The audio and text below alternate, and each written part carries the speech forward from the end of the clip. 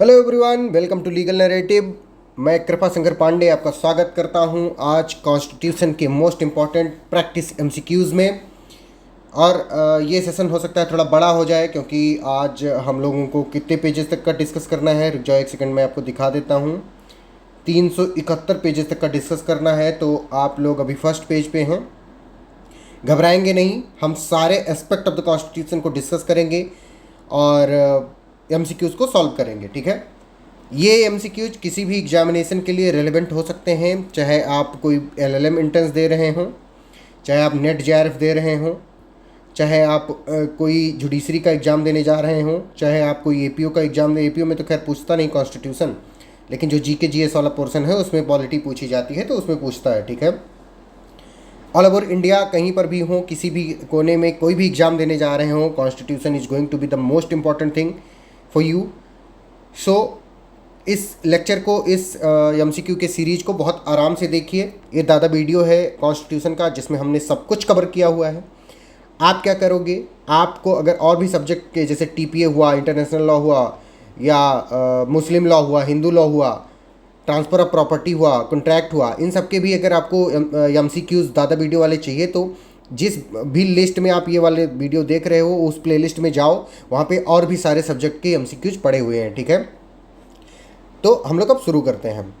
तो अपना पहला क्वेश्चन है कि which one of the following is considered as supreme source of power in India. तो constitution of India is the supreme source of power in India, ना कि सर्वोच्च न्यायालय है, ना कुछ है। Constitution is supreme. The constitution is dedicated to, constitution किसको डेडिकेटेड है? तो द पीपल ऑफ इंडिया को। कहा नहीं जाता प्रियम्बल में, we the people of India having solemnly resolve to constitute India into sovereign socialist secular democratic republic. तो जो हम किसको डेडिकेट किया गया? We the people of India को डेडिकेट किया। Next question is the constitution defines and determines the relation between, किसके किसके बीच के रिलेशन को ये डिटरमिन और गवर्न करता है? Number first, various institution and areas of the government को भी करता है। Executive and legislative and judiciary के भी बीच के उसको करता है। सेंट्रल गवर्नमेंट और स्टेट गवर्नमेंट के तो करते ही करता है। तो ऑल ऑफ द अबव, सब कुछ को गवर्न करता है, ठीक है। The number of articles and schedules in the original Indian constitution was, original Indian constitution में कितने शेड्यूल, कितने आर्टिकल थे? तो 395 आर्टिकल थे और 8 शेड्यूल थे। अभी कितने हैं? अभी भी नंबर तो 395 ही है, लेकिन इसमें अराउंड 450 अब हो गए हैं, ठीक है। और स्केड्यूल अभी शायद 12 हो गए हैं, ठीक है। आप लोग कमेंट सेक्शन में बताओगे कितने स्केड्यूल हैं। Next question is how many parts are present in the constitution of India. अपने कॉन्स्टिट्यूशन ऑफ इंडिया में कितने पार्ट्स हैं? तो कितने पार्ट्स हैं बेटा? तो अपने कॉन्स्टिट्यूशन ऑफ इंडिया में 22 पार्ट हैं, 22 पार्ट, ठीक है।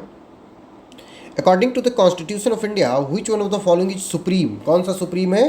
तो कॉन्स्टिट्यूशन ऑफ इंडिया सुप्रीम है। Who is known as the architect of the constitution of independent India. तो आर्किटेक्ट किसको कहा जाता है? तो किसको कहा जाता है? बी आर अम्बेडकर साहब को कहा जाता है। किसको कहा जाता है? बी आर अम्बेडकर साहब को कहा जाता है, ठीक है। The idea of forming the constituent assembly of India was contained in the, किस में कंटेंट था कि एक कॉन्स्टिट्यूएंट असेंबली बननी चाहिए? तो कैबिनेट मिशन प्लान में था, कैबिनेट मिशन प्लान में था। Dyarchy was establish in India by which of the following, किसके द्वारा डायरकी भारत में इस्टेब्लिश की गई? तो the Indian council act 1900, the government of India act 1919 से किया गया था, ठीक है। जिसको हम क्या कहते हैं? शायद मार्लियामेंटो रिफॉर्म नहीं, कि मॉन्टेग्यू चेम्सफोर्ड रिफॉर्म। आप लोग बताओ कौन क्या कहते हैं इसको?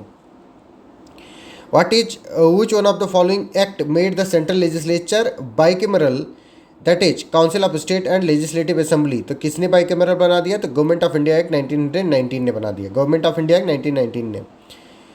What was the basis of constituting the Constituent Assembly of India? Constituent Assembly of India में को कॉन्स्टिट्यूट करने का बेसिस क्या था?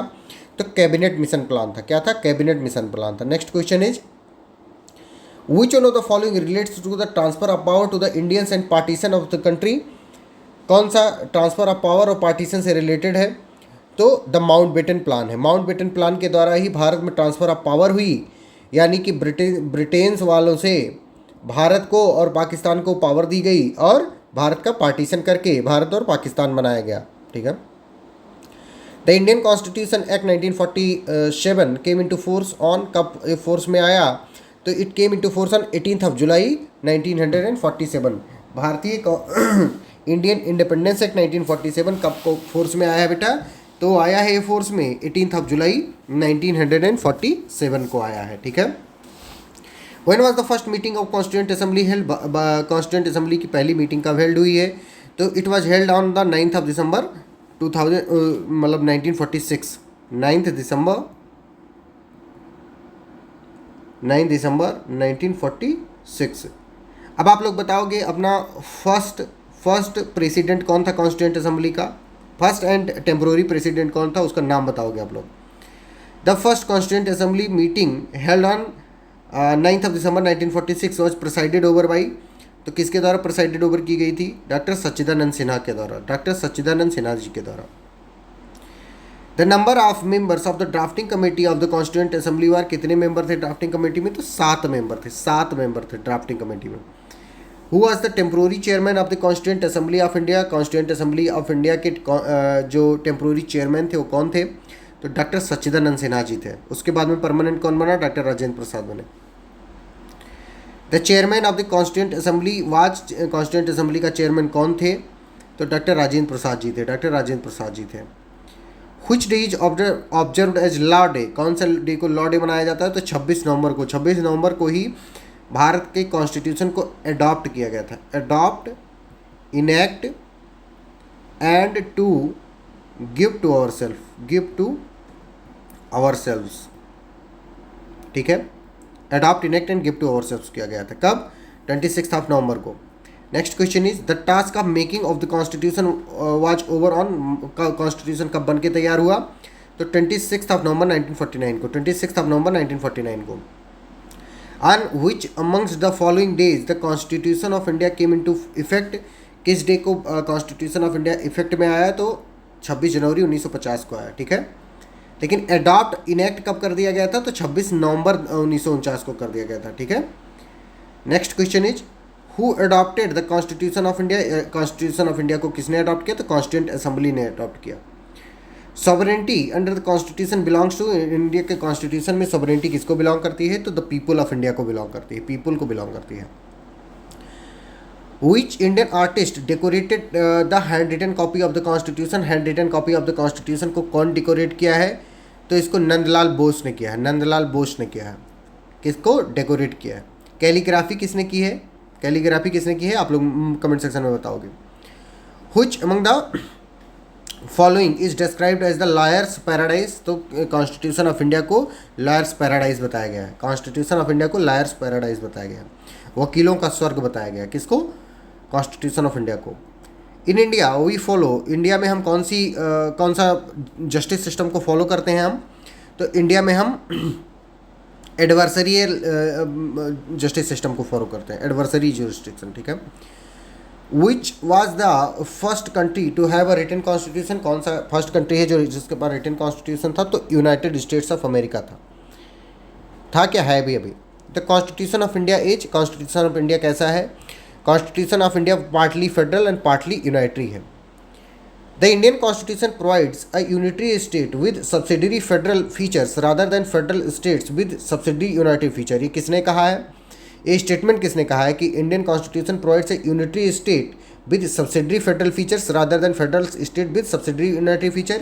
ये बतिया किसने कही है? तो ये बात कही है प्रोफेसर केसी वेयर ने, केसी वेयर ने कहा। Who amongst the following has said that Indian Constitution is a federation with strong centralizing tendency? ये बात किसने कही है? तो आइवर जेनिंग ने कही है। जहाँ पर भी सेंट्रलाइजिंग टेंडेंसी वर्ड देखना वहाँ पर जेनिंग समझ लेना। सेंट्रलाइजिंग टेंडेंसी वर्ड देखना तो किसको समझोगे बेटा? आइवर जेनिंग को समझोगे। तो Indian constitution is a federation with strong centralising tendency किसने कहा है? सर आइवर जेनिंग ने कहा। Which one of the following is not an essential characteristics of a federal constitution? इनमें से कौन सा फेडरल कॉन्स्टिट्यूशन का एक इसेंशियल कैरेक्टरिस्टिक्स नहीं है? तो क्या नहीं है? प्रेसिडेंशियल फॉर्म ऑफ गवर्नमेंट नहीं है, प्रेसिडेंशियल फॉर्म ऑफ गवर्नमेंट नहीं है, ठीक है। तो ये essential character of federal constitution कौन सा नहीं था? तो प्रेसिडेंशियल फॉर्म ऑफ गवर्नमेंट नहीं था। ऐसा जरूरी नहीं है कि जहाँ पर प्रेसिडेंशियल फॉर्म ऑफ गवर्नमेंट हो वही एक फेडरल कॉन्स्टिट्यूशन हो, मतलब फेडरल कंट्री हो या फेडरल कॉन्स्टिट्यूशन हो, ठीक है। कि जैसे भारत में क्या है? प्रेसिडेंशियल फॉर्म ऑफ गवर्नमेंट नहीं है, यहाँ पे पार्लियामेंट्री फॉर्म ऑफ गवर्नमेंट, लेकिन फिर भी तो जो इंडिया है वो एक फेडरल स्टेट है ना। According to the supreme court decision in S R Bommai versus union of India, the constitution of India is, constitution of India कैसा है, फेडरल है, फेडरल है। कॉन्स्टिट्यूशन ऑफ इंडिया कैसा है, फेडरल है। The basic characteristics of the federal constitution is that the constitution is, constitution कैसा होना चाहिए, is written and provide for separation of power. या पहली चीज़ तो उसको रिटन में होना चाहिए और दूसरी चीज़ क्या होना चाहिए, सेपरेशन ऑफ पावर बताया जाना चाहिए। विच of the following determines the federal character of the Indian constitution, federal character of Indian constitution कौन डिटरमिन करता है, तो distribution of power between the centre and state, distribution of power between centre and state, ठीक है, ये federal character को determine करता है। In which one of the following cases did the Supreme Court hold that states do not enjoy sovereignty under the Indian Constitution as it does not provide for federal character in strict sense? किस case में बात बोली गई है, तो state of West Bengal versus union of India में बताया गया कि जो स्टेट्स हैं, स्टेट्स के पास अपनी खुद की सोवरेंटी नहीं होती है, they are subject to central government or constitution. Based on the federal system the guardian of the Indian constitution is, guardian कौन है इंडियन कॉन्स्टिट्यूशन का, तो जुडिशरी है, judiciary is the guardian of the Indian constitution. लेकिन शपथ कौन लेता है, ओथ कौन लेता है कि I will protect preserve the constitution, तो प्रेसिडेंट लेता है। बाकी और सब लोग अबाइड बाई करने की बात करते हैं, लेकिन उसको प्रोटेक्ट करने की बात कौन करता है, प्रेसिडेंट करता है अपने ओथ में, शपथ लेते time. The Supreme Court of India described the Indian Constitution as not truly federal in which one of the following cases, किस केस में बताया कि ये ट्रूली फेडरल नहीं है, तो state of West Bengal versus union of India case में बताया कि इंडियन कॉन्स्टिट्यूशन क्या है, ट्रूली फेडरल नहीं है, ठीक है। India is called democratic Republic because, India क्यों डेमोक्रेटिक रिपब्लिक कहा जाता है, क्योंकि state head of the state is elected by the people, not hereditary, hereditary monarch वगैरह वाला सिस्टम भारत में नहीं है। यहाँ पे जो हेड ऑफ द स्टेट हैं वो किसके द्वारा इलेक्ट किए गए हैं, पीपल के द्वारा इलेक्ट किए गए हैं।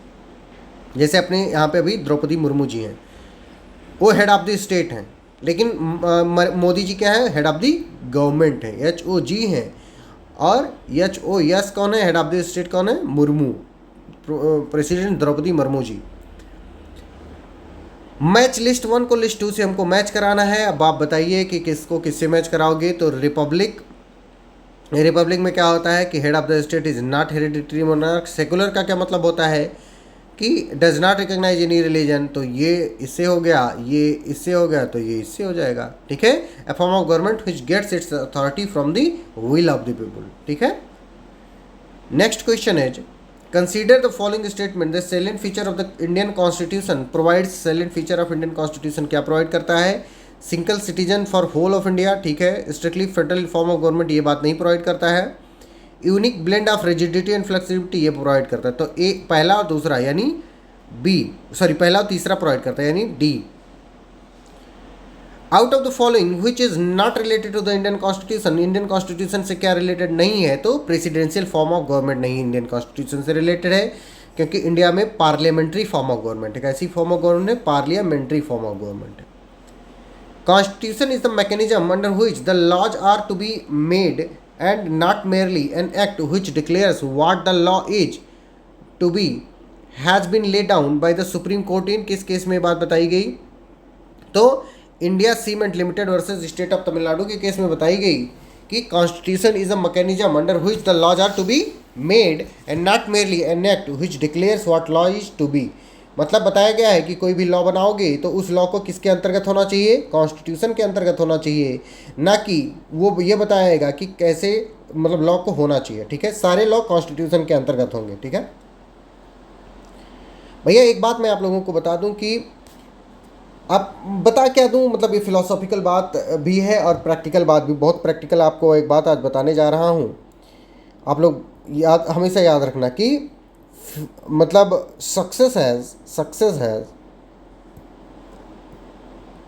Many fathers. जब तुम सक्सेसफुल हो जाओगे तो सब लोग कहेंगे हाँ भैया मेरे ही रिश्तेदार है, मेरे ही बच्चा है, मैं बचपन से जान रहा था कि ये कितना होशियार है, ये कुछ आग लगा देगा जाके। लेकिन बेटा अगर आप फेल होते हो तो फेलियर इज द आर्फन, यानी success has many father, failure has none. Failure जो होता है वो आर्फन होता है। जब तुम फेल हो जाते हो तो तुम आर्फन हो जाते हो, तब तुम्हारे खुद के माँ बाप भी तुमको कोसने लगते हैं, कोसने लगते हैं कि नहीं कोसने लगते हैं? कोसने लगते हैं।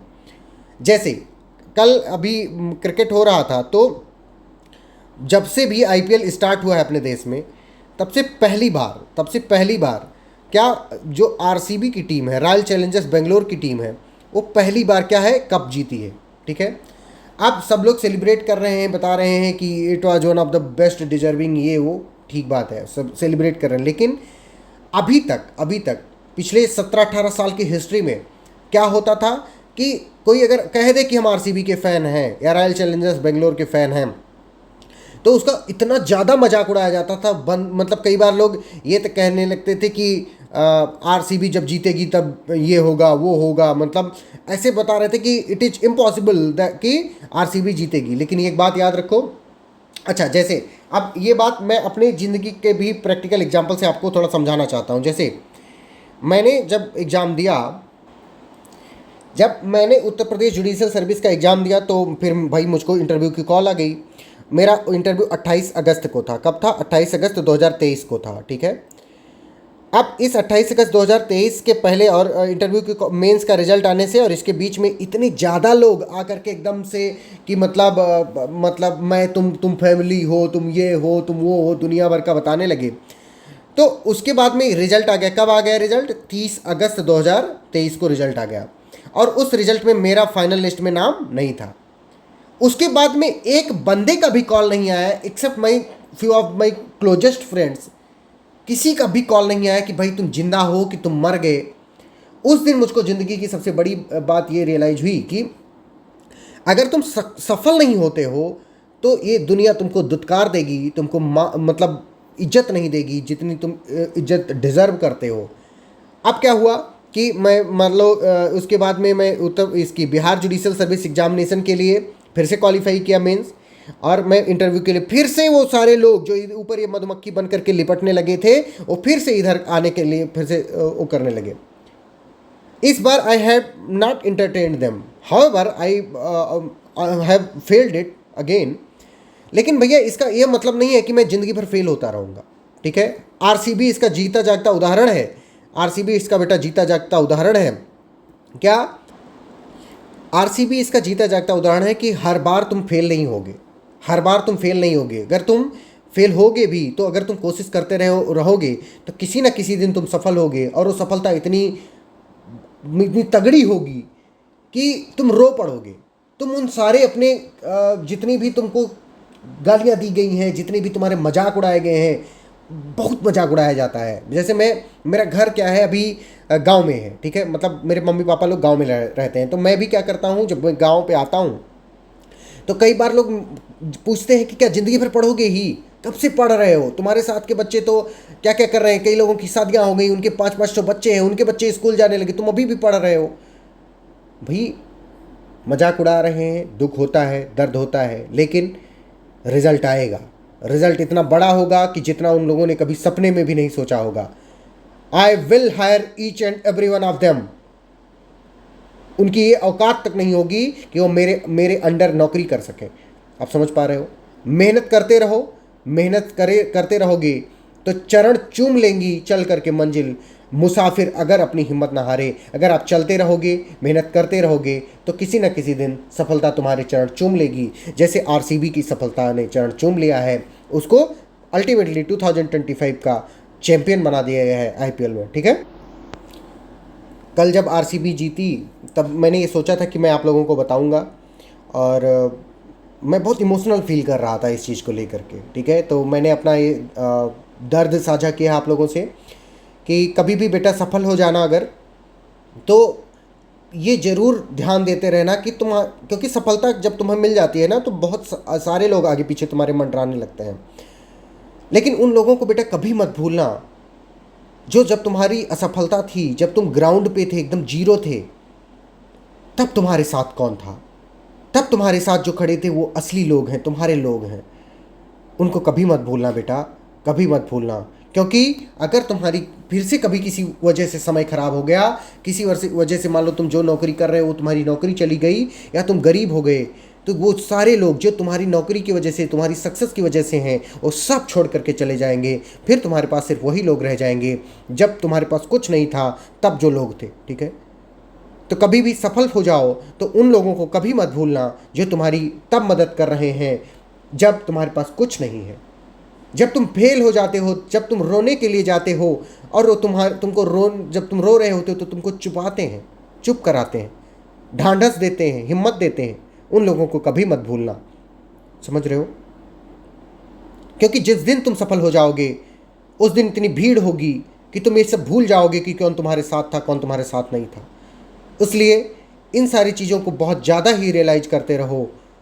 वो दिन दूर नहीं जब आप भी सफल होगे और उस सफलता की चकमकाहट में आप सब कुछ भूलने लगोगे। लेकिन बेटा भूलना नहीं है। वो जो लोग भूल जाते हैं वही मात खा जाते हैं ज़िंदगी में, क्योंकि कहीं ना कहीं ऐसा दौर तो आएगा ही जब तुम फिर से डाउन होगे, और जब डाउन होगे तो सारे लोग साथ छोड़ करके चले जाएंगे जो तुम्हारी सफलता में आए हुए। ठीक है? तो उन लोगों का साथ करो जो तुम्हारे पास जब कुछ नहीं है तब तुम्हारे साथ खड़े हैं। ठीक है? अब सॉरी मैं थोड़ा डाइवर्ट कर गया चीज़ों को लेकर के, लेकिन मैं अब फिर से अपने क्वेश्चन पे आता हूँ। Sources of the constitution. Sources of the constitution अब हम लोग पढ़ेंगे। The concept of judicial review in India is inspired by the constitution of, किसके कॉन्स्टिट्यूशन से इंस्पायर्ड है? तो यूनाइटेड स्टेट्स ऑफ अमेरिका के कॉन्स्टिट्यूशन से इंस्पायर्ड है। Our constitution borrowed the feature of concurrent list. कहाँ से कंकरेंट लिस्ट लिया गया है? तो ऑस्ट्रेलिया से लिया गया concurrent list. The fundamental right and the concept of judicial review included in our constitution are from which country? कहाँ से लिया गया है? तो ये यूनाइटेड स्टेट ऑफ अमेरिका से लिया गया है।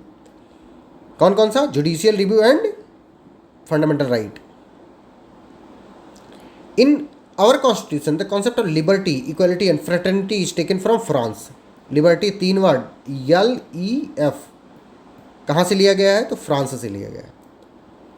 इन Indian constitution borrowed directive principles of state policy कहाँ से लिया गया है? तो आयरलैंड से लिया है।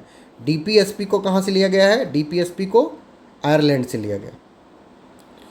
The concept of judicial review is adopted by the framers of the Indian constitution कहाँ से? तो यूनाइटेड स्टेट ऑफ अमेरिका से। जुडिशियल रिव्यू कौन सा केस था? आप लोग हमको कमेंट सेक्शन में बताओगे। मुझे पता है मैकबरी वर्सेस मेडिसन। सोचो मत, लिखो कमेंटों में। समझ क्या रहे हो? दांत निकाल रहे हो? लिखो उसमें। Under article 21 of the Indian constitution the word procedure establish by law is taken from constitution of which country? Procedure establish by law कहाँ से लिया गया है? तो यूनाइटेड किंगडम से लिया गया। प्रोसीजर एस्टेब्लिश बाई लॉ कहाँ से लिया गया है? तो यूनाइटेड किंगडम से लिया गया है। ऐसा नहीं है, तो ऐसा नहीं है। कहाँ से लिया गया बेटा? ये तो जापान से लिया गया है। जापान से लिया गया। प्रोसीजर एस्टेब्लिश बाई लॉ कहाँ से लिया गया है? जापान से लिया गया है। ठीक है? तो ये जापान से लिया गया, यूके से नहीं लिया गया। ऑप्शन गलत हो गया, सॉरी। जापान, जापान आप लोग भी जापान मार्क कर लेना। The concept of single citizenship is adopted in India from the constitution of which country? Single citizenship का कॉन्सेप्ट कहाँ से लिया गया? तो कनाडा से लिया गया। कहाँ से? कनाडा से लिया गया। कनाडा से लिया गया कि यूके से लिया गया है? बताओ, आप बताओ। यूके से लिया गया। बहुत बढ़िया, यूके से लिया गया। सिंगल सिटीजनशिप यूके से लिया गया। Which of the following has not been taken from the British Constitution? British constitution से क्या नहीं लिया गया है? तो फंडामेंटल राइट नहीं लिया गया है, क्योंकि USA से लिया गया। Out of the following, which country's constitution influenced India to adopt the concept of Westminster system of rule making and rule of law? तो वेस्टमिंस्टर कहाँ पे है? ब्रिटेन में है। ठीक है? 10 डाउनिंग लाइन, 10 डाउनिंग लाइन। आप लोग ऋषि सुनक जब वहाँ का प्राइम मिनिस्टर था ब्रिटेन का, तो आप लोगों ने 10 डाउनिंग लाइन बहुत देखा होगा। The emergency provision in Indian constitution is taken from the constitution of which country? तो जर्मनी से लिया गया है। जर्मनी से लिया गया है इमरजेंसी प्रोविजन को। Fundamental rights were borrowed from the United States of America. The concept of equal protection of law enshrined in article 14 कहाँ से लिया गया है? तो equal protection of the law American constitution से लिया गया है। लेकिन इक्वलिटी बिफोर लॉ कहाँ से लिया गया है? तो वो ब्रिटेन से लिया गया, ब्रिटेन से। लेकिन equal protection of law America से लिया गया। अब हम लोग पढ़ेंगे प्रियम्बल। तो हम लोग अब प्रियम्बल डिस्कस करेंगे। Which part of the constitution reflect the mind and ideals of the framers of the constitution? तो प्रियम्बल है। इसको ऑब्जेक्टिव रिजोल्यूशन के द्वारा पास किया गया था। किसने पेश किया था? पंडित जवाहरलाल नेहरू जी ने पेश किया था। The preamble of the constitution names our country, Bharat को मतलब इंडिया को कैसे नेम करता है? India that is Bharat, we the people of India, India name करता है। ठीक है? We the people of India having solemnly resolve to constitute India into a किस में sovereign socialist secular democratic republic में करेंगे, ठीक है। Legal sovereignty in India resides in the constitution itself and not in the we the people of India. This ideology was expressed by किसके द्वारा ये बात बताई गई, तो केशवानंद भारती वर्सेस केशवानंद भारती के द्वारा बताई गई, मतलब Kesavananda Bharati versus union of state of Kerala वाले केस में बताई गई। What are the 4 objectives mentioned in the preamble of the constitution. ऐसे कौन से 4 ऑब्जेक्टिव हैं जो कॉन्स्टिट्यूशन में मेंशन है, तो वो 4 हैं justice, liberty, equality and fraternity. इनको हम अचीव करेंगे, they are the objectives, they are the objectives to be achieved, ठीक है। The preamble of the constitution of India secures to all its citizen. अब ऑल इट्स सिटीजन को के लिए क्या सिक्योर करता है, तो जस्टिस, वही objective, liberty, equality and fraternity को सिक्योर करता है, ठीक है। Now next question is which case it was decided the preamble is not a part of the constitution. किस केस में बताया गया कि ये पार्ट नहीं है, तो इन रे बेरुबारी केस में बताया गया। और किस केस में बताया गया कि ये पार्ट है और एकदम लोहालाट कर दिया गया उस बात को, तो केशवानंद भारती वाला केस था। The constitution of India secures to all its citizen, क्या सिक्योर करता है, तो जस्टिस, इक्वलिटी, लिबर्टी, फ्रेटर्निटी सब सिक्योर करता है, ठीक है। Next question is in the case of Golaknath versus State of Punjab, it was remarked that preamble contains in a nutshell the ideals and inspiration. Who was the judge? किसने कहा गोलकनाथ वाले case में कि वो नटसेल में ideals and inspiration को contain करता है, तो जस्टिस सुब्बाराव ने कहा गोलकनाथ केस में, justice Subbarao. Which of the following statement is incorrect, इनमें से कौन सा स्टेटमेंट इनकरेक्ट है, तो preamble of the constitution has no importance, it is no more than an introduction to the constitution. ये वाला गलत बात है, क्यों, क्योंकि कॉन्स्टिट्यूशन के प्रीएम्बल का खूब इंपॉर्टेंस है, ठीक है। It is a guiding light, it is a guiding light. जहाँ पर भी कहीं पर भी कोई कन्फ्यूजन होता है, वहाँ पे हम कहाँ से इंस्पिरेशन लेते हैं, हम या जुडिशरी कहाँ से इंस्पिरेशन लेती है, तो प्रीएम्बल से इंस्पिरेशन लेती है। The preamble of the constitution declares India as, India को कैसे डिक्लेयर करता है, तो a sovereign socialist secular democratic republic declare करता है, ठीक है। The text of the preamble of the constitution of India aims to secure, क्या सिक्योर करने की बात करता है, तो ये dignity of the individual and unity and integrity of the nation की बात करता है, ठीक है। Preamble of the constitution is of extreme importance and the constitution should be red and interpreted in the light of the grand and noble vision expressed in the preamble. Justice Sikri expressed the above opinion in किस case में, तो Kesavananda Bharti state of Kerala वाले case में, ठीक है।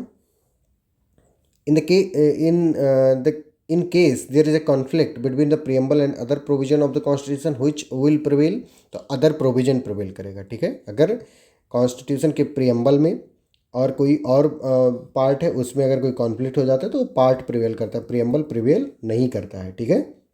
ये importance होती है प्रीएम्बल। अब हम डिस्कस करेंगे union and its territory, citizens and territory के बारे में, ठीक है।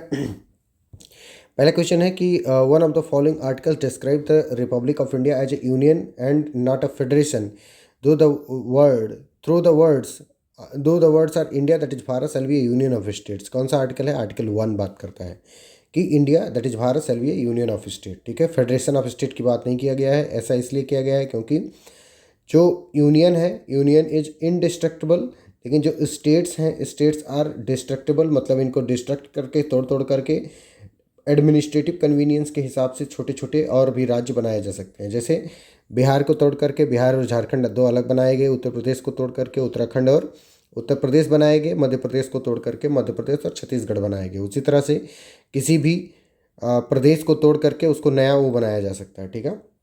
Next question is according to the constitution of India which among the following is empowered to establish new states.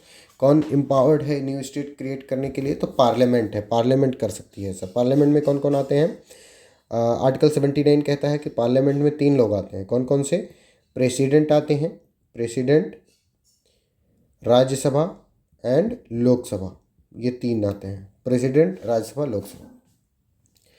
Which one of the following is not a way of termination of citizenship, termination of citizenship का way नहीं है, तो by tour journey to another state for a few months, ठीक है। इससे कोई भी तुम्हारा जो सिटीजनशिप हो टर्मिनेट नहीं हो जाएगी अगर तुम किसी दूसरे राज्य में जा कर के घूमने चले जाते हो तो।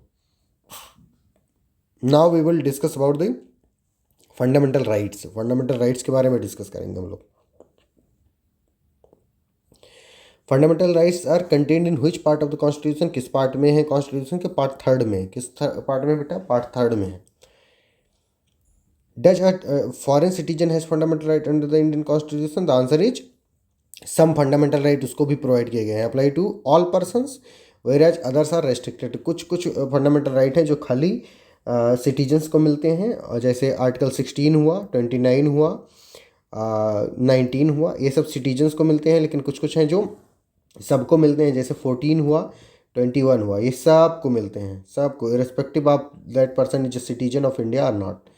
ठीक है, तो फॉरेन का अगर सिटीजन है तो उसको भी राइट टू इक्वलिटी और राइट टू लाइफ का अधिकार भारत में दिया गया है। समझ पा रहे हो? Next question is under which article the definition of state includes the government and parliament of India, government and legislature of the state and all local authorities in the territory of India. किस article में बात बताई गई है? तो article 12 में, जहाँ पे स्टेट की डिफिनीशन बताई गई है। स्टेट की डिफिनीशन बताई गई है, और ये जो ऊपर लिखा हुआ है स्टेट की डिफिनीशन ही है। इसमें अदर अथॉरिटीज़ भी जोड़ा गया है, अदर अथॉरिटीज़। ठीक है, और उस अदर अथॉरिटीज़ के फर्दरेंस में उसको एक्सप्लेन करते करते करते करते खूब बताया गया है बात। Next question is the objective of the article 13 of the constitution of India is to, क्या ऑब्जेक्टिव है आर्टिकल 13 का? To secure paramountcy to the fundamental right. Fundamental right का सुप्रीमनेस उसको सिक्योर करना है, कि अगर उसके कॉन्फ्लिक्ट में कोई भी और प्रोविजन या कोई भी और लॉ आता है तो वो वाइड हो जाएगा। ठीक है, to up to the extent of inconsistency, जितना उसकी इनकंसिस्टेंसी होगी उतना वो वाइड हो जाएगा। Protection in respect of the conviction of offences. ठीक है, which one of the following is the correct sequence of the protection in, मतलब कोई भी पर्सन है उसको कैसे प्रोटेक्ट करोगे? तो सबसे पहले आता है ex post facto penal laws, मतलब जो पिनल लॉज होंगे उनका कभी भी जो होगा एक्स पोस्ट फैक्टो एप्लीकेशन नहीं होगा, उनका प्रोस्पेक्टिव एप्लीकेशन सिर्फ होगा। फिर डबल जेपार्डी आता है, किसी एक व्यक्ति को सिर्फ एक ही चीज़ के लिए दो बार सज़ा नहीं दी जा सकती। ठीक है, उनका दो बार कन्विक्शन नहीं हो सकता। एंड सेल्फ इनक्रिमिनेशन, किसी भी व्यक्ति को खुद के ही खिलाफ विटनेस बनने के लिए कंपेल नहीं किया जा सकता। ठीक है, तो ये आंसर सही है, option A. Which article of the constitution is related to the doctrine of self incrimination? कौन सा आर्टिकल सेल्फ इनक्रिमिनेशन से रिलेटेड है? तो आर्टिकल 20 क्लास 3 है, आर्टिकल 20 क्लास 3 है। Protection of life and personal liberty is a, protection of life and personal liberty क्या है? ये फंडामेंटल राइट है। किस आर्टिकल में है? 21 में। After this case article 21 now protects the right of life and personal liberty of the citizen not only from executive but also from the legislative action. कौन सी case के? तो Maneka Gandhi case, Maneka Gandhi case, Maneka Gandhi versus union of India. The word procedure establish by law in article 21 means, procedure establish by law का क्या मतलब होता है बेटा? इसका मतलब होता है a law which is reasonably fair and just, मतलब हमको उसकी फेयरनेस और प्लस जस्टनेस हमको दोनों चेक करनी होती है। ठीक है, हमको दोनों चेक करनी, फेयरनेस भी जस्टनेस भी। The scope of expression procedure establish by law occurring in article 21 was expanded in the case, किस केस में इस्टेब्लिश किया गया प्रोसीजर इस्टेब्लिश बाई लॉ? तो वो Maneka Gandhi versus union of India case में किया गया। In which case did justice Bhagwati says right to live with human dignity enshrined in the article 21 derives its life breath from directive principles of state policy, particularly class B and C of the article 39, 41 and 42। Case में बात बताई गई है? तो Bandhua Mukti Morcha versus union of India case में बताई गई। Bandhua Mukti Morcha versus union of India case में बताई गई। किसके द्वारा बताया गया है? जस्टिस PN भगवती के द्वारा। ठीक है, he is also called the father of PIL, public interest litigation. ठीक है, कौन? Justice PN Bhagwati, justice PN Bhagwati. ठीक है, भगवती तो लिखा है। Procedure establish by law, the terminology is taken from the constitution of which country? तो कहाँ से लिया गया है? ये जापान से लिया गया, जापान से लिया गया। In which of the following cases did the supreme court hold that right to sleep is a fundamental right? किस केस में राइट टू स्लीप को फंडामेंटल राइट बताया गया है? तो इन रे रामलीला मैदान केस में, इन रे रामलीला मैदान केस में। ठीक है, बताया गया कि right to sleep is a fundamental right. इसी में वो बाबा रामदेव जी को क्या कहते हैं पकड़ के पीट उठ दिया गया था, इसी केस में शायद। The dissenting judgment in the case pertaining to the scope of application of the Aadhaar bill was given by dissent किसने किया दिया था आधार बिल में? तो जस्टिस डी वाई चंद्रचूड़ साहब ने दिया था। ये हमारे देश के चीफ जस्टिस बनकर रिटायर हुए हैं। अभी ये यूनिवर्सिटी ऑफ NLUD में, NLUD national law university of Delhi में अभी प्रोफेसर बन गए हैं। ठीक है, डिस्टिंग्विश्ड प्रोफेसर रिटायरमेंट के बाद जो बनते हैं ना। In which article is the doctrine due process of law included? तो आर्टिकल 21 में due process. In which of the following cases did the supreme court hold that right to trade on payment is a fundamental right? तो कौन सा case है? Sodan Singh versus New Delhi municipal committee है। Sodan Singh versus New Delhi municipal committee. Fair trial in a criminal case is guaranteed in constitution by India of India by which article? तो fair trial किससे है? तो article 21 से, आर्टिकल 21 से fair trial. In which of the following decisions did supreme court of India issues 16 guidelines regarding the investigation of any encounter death? किस case में encounter death का guideline जारी किया गया है?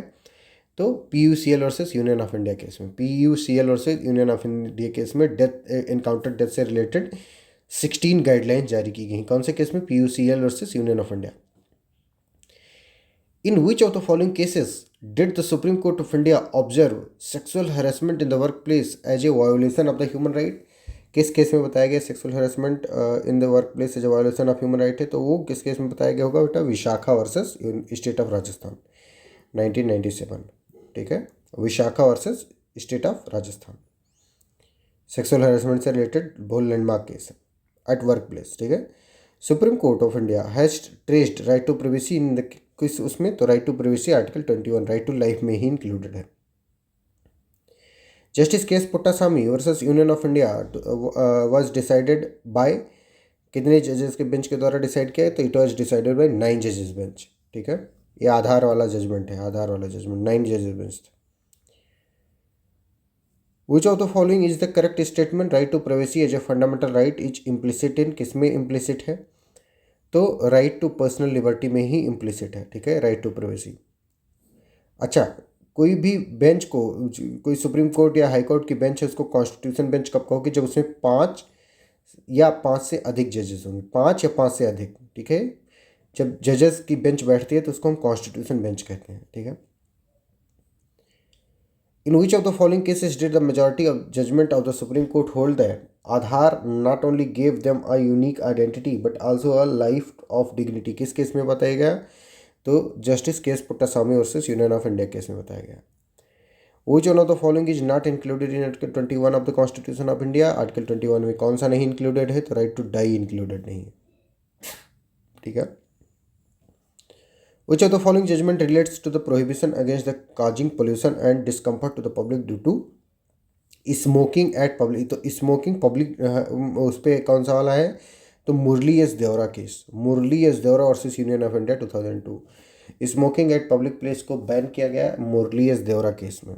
ठीक है, the case of Unni Krishnan versus state of Andhra Pradesh deal with the which of the following? किससे डील करता है? तो राइट टू एजुकेशन से डील करता है, राइट टू एजुकेशन से डील करता है। In which case did the supreme court allows passive euthanasia? किस केस में पैसिव यूथनेसिया को अलाउ कर दिया गया? तो Aruna Shanbaug versus union of India. Passive euthanasia का मतलब होता है अगर कोई व्यक्ति कोमा या ऐसे मतलब बहुत ही क्रिटिकल कंडीशन में है तो उसका जो मेडिकल सपोर्ट होता है, मेडिकल सपोर्ट, उसको हटा लिया जाता है और वो मर जाता है, तो इसको हम पैसिव यूथनेसिया कहते हैं। इसको अलाउ कर दिया गया इंडिया में। Which out of the following is not a right covered under article 21 of the constitution? तो राइट टू हेल्थ है, right to education, right to safe drinking water, right to strike. तो right to strike नहीं included है। ठीक है, बाकी सारी चीज़ें हैं। राइट टू एजुकेशन को तो अब तो आर्टिकल 21 कैपिटल ए में अलग से बना दिया गया है, लेकिन फिर भी वो राइट टू लाइफ में कवर्ड है। राइट टू एजुकेशन ऑटोमेटिकली, अगर उसको आर्टिकल 21 कैपिटल ए में ना भी कवर किया जाता तो भी वो कवर्ड माना जाता।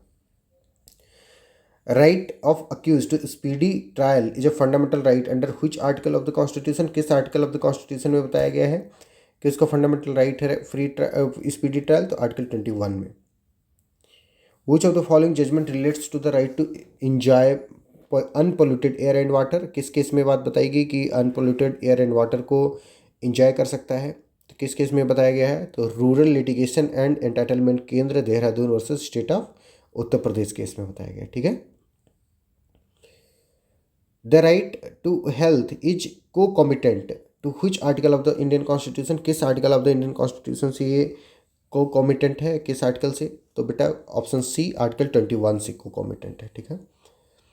Article 21 implicitly incorporates the concept of due process of law. Reason है due process of law is an attribute of liberty, किस केस मतलब कौन सा असर्शन का रीजन सही है, तो both assertion and reason are true but reason is not the correct explanation of it. ठीक है। Next question is which article of the constitution guarantee which article of the constitution of India safeguards one's right to marry the person of one's choice, तो article 21, article 21। in which one of the following cases did the Supreme Court of India recognize transgender persons to be person of third gender, किस case में बताया गया person of third gender होते हैं, तो NALSA versus union of India case में, NALSA versus union of India case में। Constitution of India case related to protection against handcuffing, कौन से केस में बताया गया, तो Prem Shankar versus Delhi administration, Prem Shankar versus Delhi administration. Article 21 capital A of the constitution of India provides for, किसके बारे में बात करता है, तो राइट टू एजुकेशन के बारे में बात करता है, राइट टू एजुकेशन के बारे में बात करता है। Article 21 capital A right to education to all children of the age of 6 to 14 years has been inserted in the constitution by, किस आर्टिकल मतलब किस उसके द्वारा अमेंडमेंट के द्वारा इसको इंसर्ट किया गया है, तो इंसर्ट किया गया है कॉन्स्टिट्यूशन 86 कॉन्स्टिट्यूशनल अमेंडमेंट एक्ट 2002 के द्वारा। ठीक है। 21 capital A right to education को इंसर्ट किया गया 86 कॉन्स्टिट्यूशनल अमेंडमेंट एक्ट के द्वारा। ठीक है। Right to education is a fundamental right, our constitution has no provision for education before making to the education as fundamental right, तो ये वाला गलत है, रीजन गलत है और असर्शन सही है। As to R is false, क्योंकि इसके पहले भी आर्टिकल 45 वगैरह में, आर्टिकल 45 में इसकी बात की गई थी और उस ये इनहेरेंट है आर्टिकल 21 में, तो इनहेरेंट है, ये है right to education. Right to free and compulsory education to children between 6 and 14 years of age provided by which article of the constitution, किस आर्टिकल में, तो आर्टिकल 21 कैपिटल ए में। Next question is right to education is a fundamental right emanating from right to, कहाँ से इमिनेट होता है, तो right to life and personal liberty से इमिनेट होता है, article 21। As per article 21 capital A the state shall provide free and compulsory education to all children of the age, कौन से एज को, तो 6 to 14 ईयर्स के एज के बच्चे जो होंगे उन सबको प्रोवाइड किया जाएगा। 6 से 14 साल तक के बच्चों को सबको free and compulsory education provide किया जाएगा। In which of the following cases was the right to education held to be concomitant to the fundamental rights enshrined under a part 3 of the constitution, किस case में बात बताई गई कि कौन competent है, तो Mohini Jain versus state of Karnataka में बताया गया कि राइट टू एजुकेशन आर्टिकल 21 में इनहेरेंट है, आर्टिकल 21 में इनहेरेंट है, फंडामेंटल राइट एंड पार्ट 3 में इनहेरेंट है। ठीक है। उसके बाद में तो लॉ वगैरह ही बना दिया गया 86 कॉन्स्टिट्यूशनल अमेंडमेंट एक्ट से। In India right to education is तो राइट टू एजुकेशन एक फंडामेंटल राइट है। Which provision of the constitution spells out right to clean environment, right to clean environment किस उससे इमिनेट करता है, तो आर्टिकल 21 से इमिनेट करता है, राइट टू लाइफ से। Which of the following fundamental right cannot be suspended during emergency, emergency के दरमियान भी उनको सस्पेंड नहीं किया जा सकता, तो आर्टिकल 20 and 21 को सस्पेंड नहीं किया जा सकता। ठीक है। कौन सा ये सेक्शन की बात कर, कौन से आर्टिकल की बात कर रहा है, आर्टिकल 359 की बात कर रहा है और 358 में 19 को सस्पेंड किया जाता है, मतलब उसका इन्फोर्समेंट ऑटोमेटिकली सस्पेंड हो जाता है और इसमें enforcement of the all fundamental right suspend हो जाता है, लेकिन आर्टिकल 20 और 21 का इन्फोर्समेंट इसमें भी सस्पेंड नहीं होता है। ठीक है। कौन से में, article 359 of the constitution of India, emergency provision वाला जो है ना। The Supreme Court has held that prostitutes are entitled to life of dignity under Article 21 of the Constitution. Is this true or false, the answer is true. कोई अगर prostitute है तो वो भी, उसके पास भी राइट है कि वो क्या कहते हैं, एक इंटाइटल हो डिग्निटी फुल लाइफ की। ठीक है, नेक्स्ट क्वेश्चन है हमारा, safeguard against arrest and detention are provided in which article of the constitution. तो आर्टिकल 22, आर्टिकल 22 में सेफ गार्ड प्रोवाइड किया गया है अरेस्ट एंड डिटेंशन से। Article 22 of the constitution provides protection against which of the following, किससे प्रोवाइड करता है?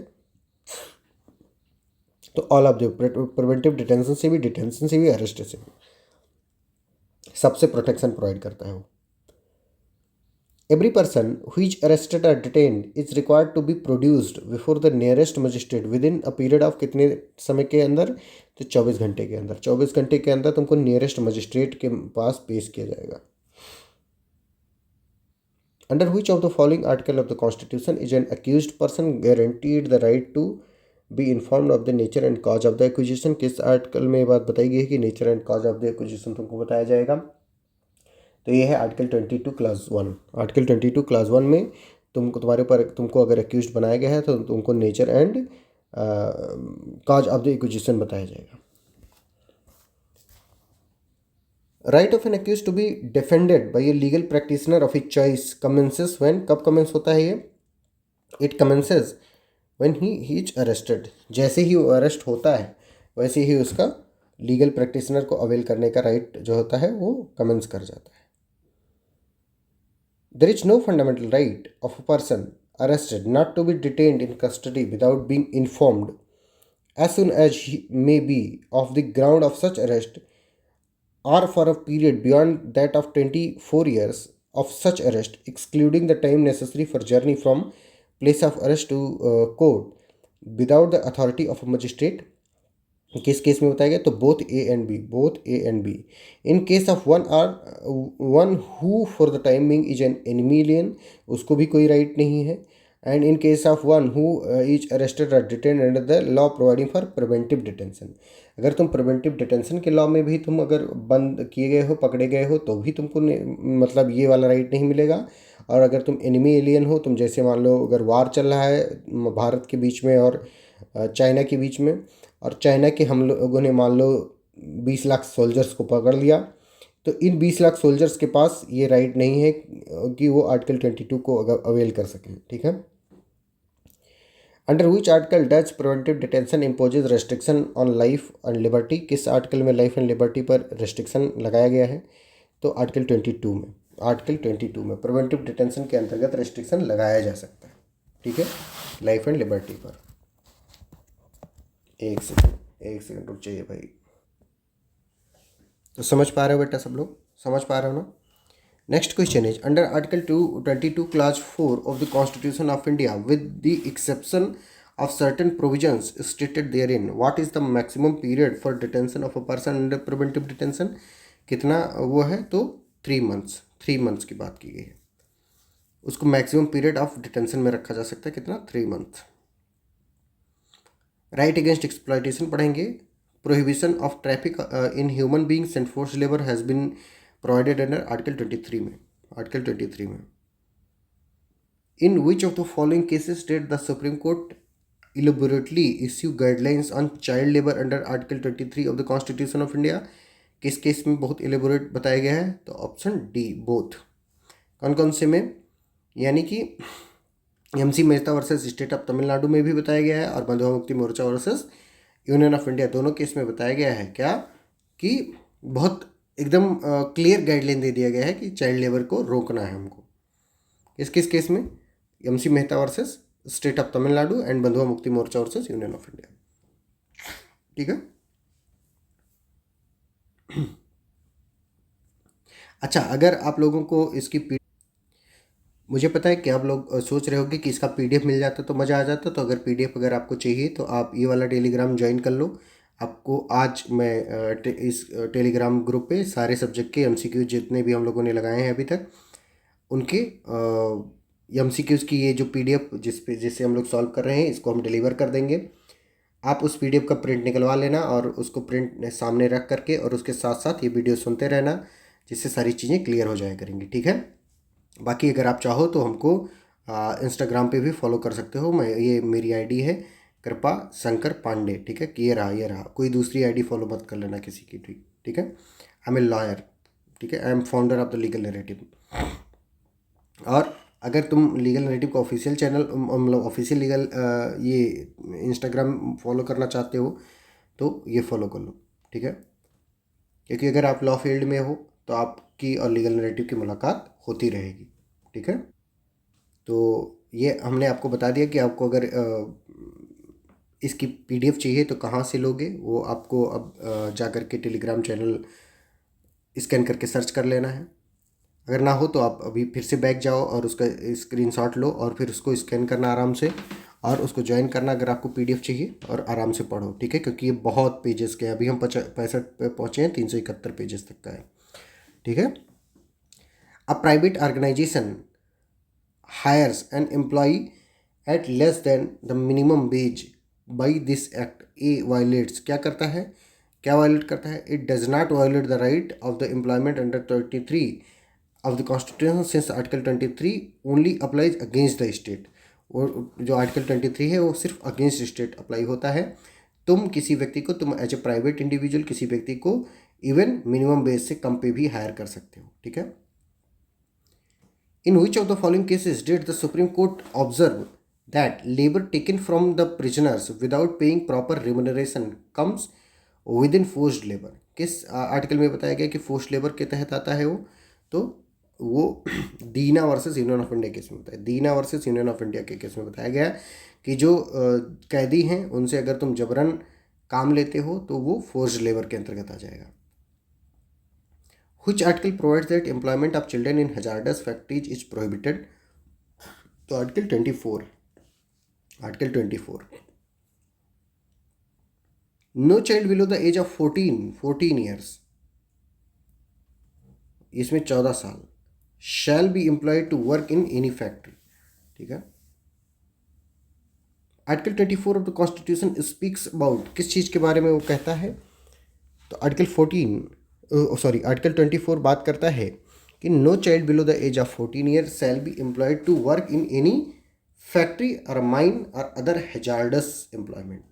कोई भी जो ऐसी एम्प्लॉयमेंट है जो हैजार्डस है, उनमें जो 14 साल से नीचे का बच्चा है वो काम नहीं करेगा। Right to freedom of religion की बात करेंगे हम, article 25। Which article of the Indian constitution relate to freedom of religion? तो article 25, article 25। Article 25 the constitution of India is concern with, किससे कंसर्न है ये? तो फ्रीडम ऑफ रिलीजन से कंसर्न है। In the case of John Vallamattom versus union of India 2003, the Supreme Court held that Section 118 of the Indian Succession Act is violative of the article, कौन से article को violative है? 118 of Indian succession act. तो उसमें बताया गया कि आर्टिकल 25 और 26 ऑफ द कॉन्स्टिट्यूशन का वायलेटिव है, ठीक है, यानी राइट टू रिलीजन के खिलाफ है। कौन से केस में? जॉन वेलमेटम, ये हिंदी में पढ़ो, जॉन वेलमेटम वर्सेस बनाम भारत संघ, ठीक है। which is not related to freedom to manage a religious affair under the Constitution of India, क्या नहीं रिलेटेड है? तो to payment of taxes for promotion of any particular religion, to payment of taxes for promotion of any particular religion, ये नहीं related है, ठीक है। Question number 5 अपना, मतलब नेक्स्ट क्वेश्चन है, in which of the following cases did the supreme court hold that while guaranteeing the fundamental right to freedom of religion, explanation 2 of the article 25 class 2 subclass B made it clear that reference to Hindus shall be construed as including a reference to the person professing the Sikh, Jain, Buddhist religion, and the reference to Hindu religious institutions shall be construed accordingly। किस case में बताया गया ये वाली बात? तो ये वाली बात बताई गई है शास्त्री यज्ञ पुरुष दास जी और मूलदास जी भंडार दास वैश्य, ठीक है। Under the Indian constitution what is not included in the freedom to manage religious affairs? क्या freedom to manage religious affairs में नहीं इंक्लूडेड है? तो to construct a religious place on government land, तुम अगर गवर्नमेंट लैंड पे एक religious place बनाना चाहते हो तो वो नहीं इंक्लूडेड है, अगर बनाओगे तो गिरा दिया जाएगा। Freedom to conscience and free profession, practice and propagation of religion are, क्या है वो? तो subject to public order, health and morality है, subject to public order, morality and health. Under the Indian Constitution, which one of the following is not a specific ground on which the state can place restriction on freedom of religion? तो किस पे नहीं वो कर सकता? Public order पे कर सकता है, मोरालिटी पे कर सकता है, हेल्थ पे कर सकता है, सोशल जस्टिस पे नहीं कर सकता है. ठीक है, सोशल. अब हम लोग पढ़ेंगे अपना cultural and educational right. The interest of minorities is protected under which article of the Indian constitution? किस आर्टिकल में प्रोटेक्टेड है? तो आर्टिकल 30 में प्रोटेक्टेड है. ठीक है, interest of minorities. Under which article of the Constitution of India can a state-funded religious educational institution not impart religious instruction? तो किसमें? आर्टिकल 28 में बताया गया है. ठीक है. Which article of the Constitution provide benefits to minority institutions? किस article में minority institution को benefit provide किया गया है? तो आर्टिकल 30 में. आर्टिकल 30 में. Article 30 of the constitution of India applies to किस पे अप्लाई होता है? तो all minorities whether based on religion और लैंग्वेज. अच्छा, अगर आप लोग कोई कोर्स ज्वाइन करना चाहते हैं, चाहे वो लॉ ऑफिसर का हो, चाहे वो लॉ ऑफिसर जो IPPS वगैरह वाला होता है, चाहे नेट JRF का, चाहे जो अभी APU का बैच चल रहा है करेंटली उसका ज्वाइन करना हो, या जुडिशरी का ज्वाइन करना हो कोई बैच, या आपको कोई लॉ एंट्रेंस एग्ज़ाम का तैयारी करना हो, चाहे वो LLM का हो, चाहे वो LLB का हो, चाहे BA LLB का हो, चाहे क्लैट का हो, क्लैट UG और PG दोनों, तो आप इन दोनों नंबर पर संपर्क कर सकते हैं, हम आपको कोर्स में ऐड कर देंगे. ठीक है, ये नंबर देखो, ये मेरा नंबर है 9984848968 कृपाशंकर पांडे लीगल नैरेटिव का. ये मेरे दोस्त राजीव रंजन सिंह का है 6207734309. ठीक है, आप इन दोनों में से किसी भी नंबर पर कांटेक्ट कर सकते हो और आपको इन सारे बैचेस में जिसमें भी आप इनरोल होना चाहते होगे इनरोल कर दिया जाएगा तुरंत ऑन द स्पॉट. ठीक है, next question is article 30 guarantees the right. Article 30 कौन से राइट को गारंटी करता है बेटा? तो to minorities to establish educational institution of their choice guarantee करता है. ठीक है, article 30 of the constitution of India confers a right on all minorities to establish educational institution. The answer is true. The right to establish and administer educational institution by the minorities is based on solely on religion. The answer is गलत. Language पर भी है, language पर भी है. ठीक है, language पर भी है, तो ये गलत है. आर गलत है और ए मतलब सही है. जहाँ पर भी कोई एक्सट्रीम वर्ड आ जाए कि ओनली, सोलली, तो ये सब क्या होता है बेटा? मोस्ट ऑफ द टाइम यानी 99% टाइम पे गलत होता है. ठीक है, तो ये बात याद रखना. क्वेश्चन है कि supreme court can be moved under article 32 of the constitution of India for enforcement of किस चीज़ के? तो फंडामेंटल राइट के इन्फोर्समेंट के लिए आप डायरेक्टली सुप्रीम कोर्ट मूव कर सकते हो under article 32 of the constitution of India. This is also fundamental right. For the enforcement of any fundamental right कहाँ जा सकते हो? तो रिट पिटीशन के लिए जा सकते हो. कहाँ पे? सुप्रीम कोर्ट डायरेक्टली जा सकते हो. वैसे सुप्रीम कोर्ट डायरेक्टली जाना मतलब मुश्किल है कि तुमको हाई कोर्ट जाना होगा, फिर तुम सुप्रीम कोर्ट जाओगे, फिर मतलब पहले लोअर कोर्ट, फिर हाई कोर्ट, फिर सुप्रीम कोर्ट. लेकिन अगर तुम्हारा फंडामेंटल राइट वायलेट हुआ तो डायरेक्ट चले जाओ मुंह उठा के. ठीक है, next question is right to constitutional remedies in India is available to किसको अवेलेबल है? तो सबको अवेलेबल है. All person for enforcing any fundamental right conferred to them. ठीक है, अगर तुम फॉरेनर भी हो तब भी तुमको भी अवेलेबल है, सबको अवेलेबल है. किसने कहा कि फंड जो ये 32 वाला है ये heart and soul of the constitution है? तो ये किसने कहा है? राइट टू कॉन्स्टिट्यूशनल रेमेडी को किसने कहा है? अम्बेडकर साहब ने कहा है. अम्बेडकर साहब, डॉक्टर भीमराव अम्बेडकर साहब ने. Heart and soul of the constitution किसको बताया गया है? राइट टू कॉन्स्टिट्यूशनल रेमेडीज को बताया गया है. ठीक है, the royal command of the court for enforcement of fundamental right is called. जो फंडामेंटल राइट को इन्फोर्स कराने के लिए कोर्ट जो इशू करती है उसको क्या कहते हैं? तो रिट कहते हैं. रिट कहते हैं. 5 तरीके की रिट अपने कॉन्स्टिट्यूशन में प्रोवाइड की गई है. जो सुप्रीम कोर्ट होता है वो 32 में रिट जारी करता है, और जो हाई कोर्ट होता है, हाई कोर्ट, वो 226 में अपना रिट जारी करता है, आर्टिकल 226 में. ठीक है, हाई कोर्ट का जो रिट जुरिस्डिक्शन है वो थोड़ा बड़ा है. ये किसी और भी राइट को, यानी कोई कॉन्स्टिट्यूशनल राइट है या कोई लीगल राइट है, किसी चीज़ को भी इन्फोर्स कराने के लिए अपना रिट जारी कर सकता है. लेकिन जो ये वाला रिट है यानी 32 वाला है, ये खाली फंडामेंटल राइट को इन्फोर्स कराने के लिए इशू किया जा सकता है. ठीक है, By a parliamentary legislation, the district court were empowered to enforce the fundamental right of citizen in service matters. The legislation is, और legislation कैसा वैलिड है, क्योंकि पार्लियामेंट किसी चीज़ को भी मतलब किसी को भी रिट जो रिस्ट्रिक्शन दे सकती है, रिट देने का या फंडामेंटल राइट को प्रोटेक्ट करने का पावर दे सकती है, किसी भी कोर्ट को दे सकती है।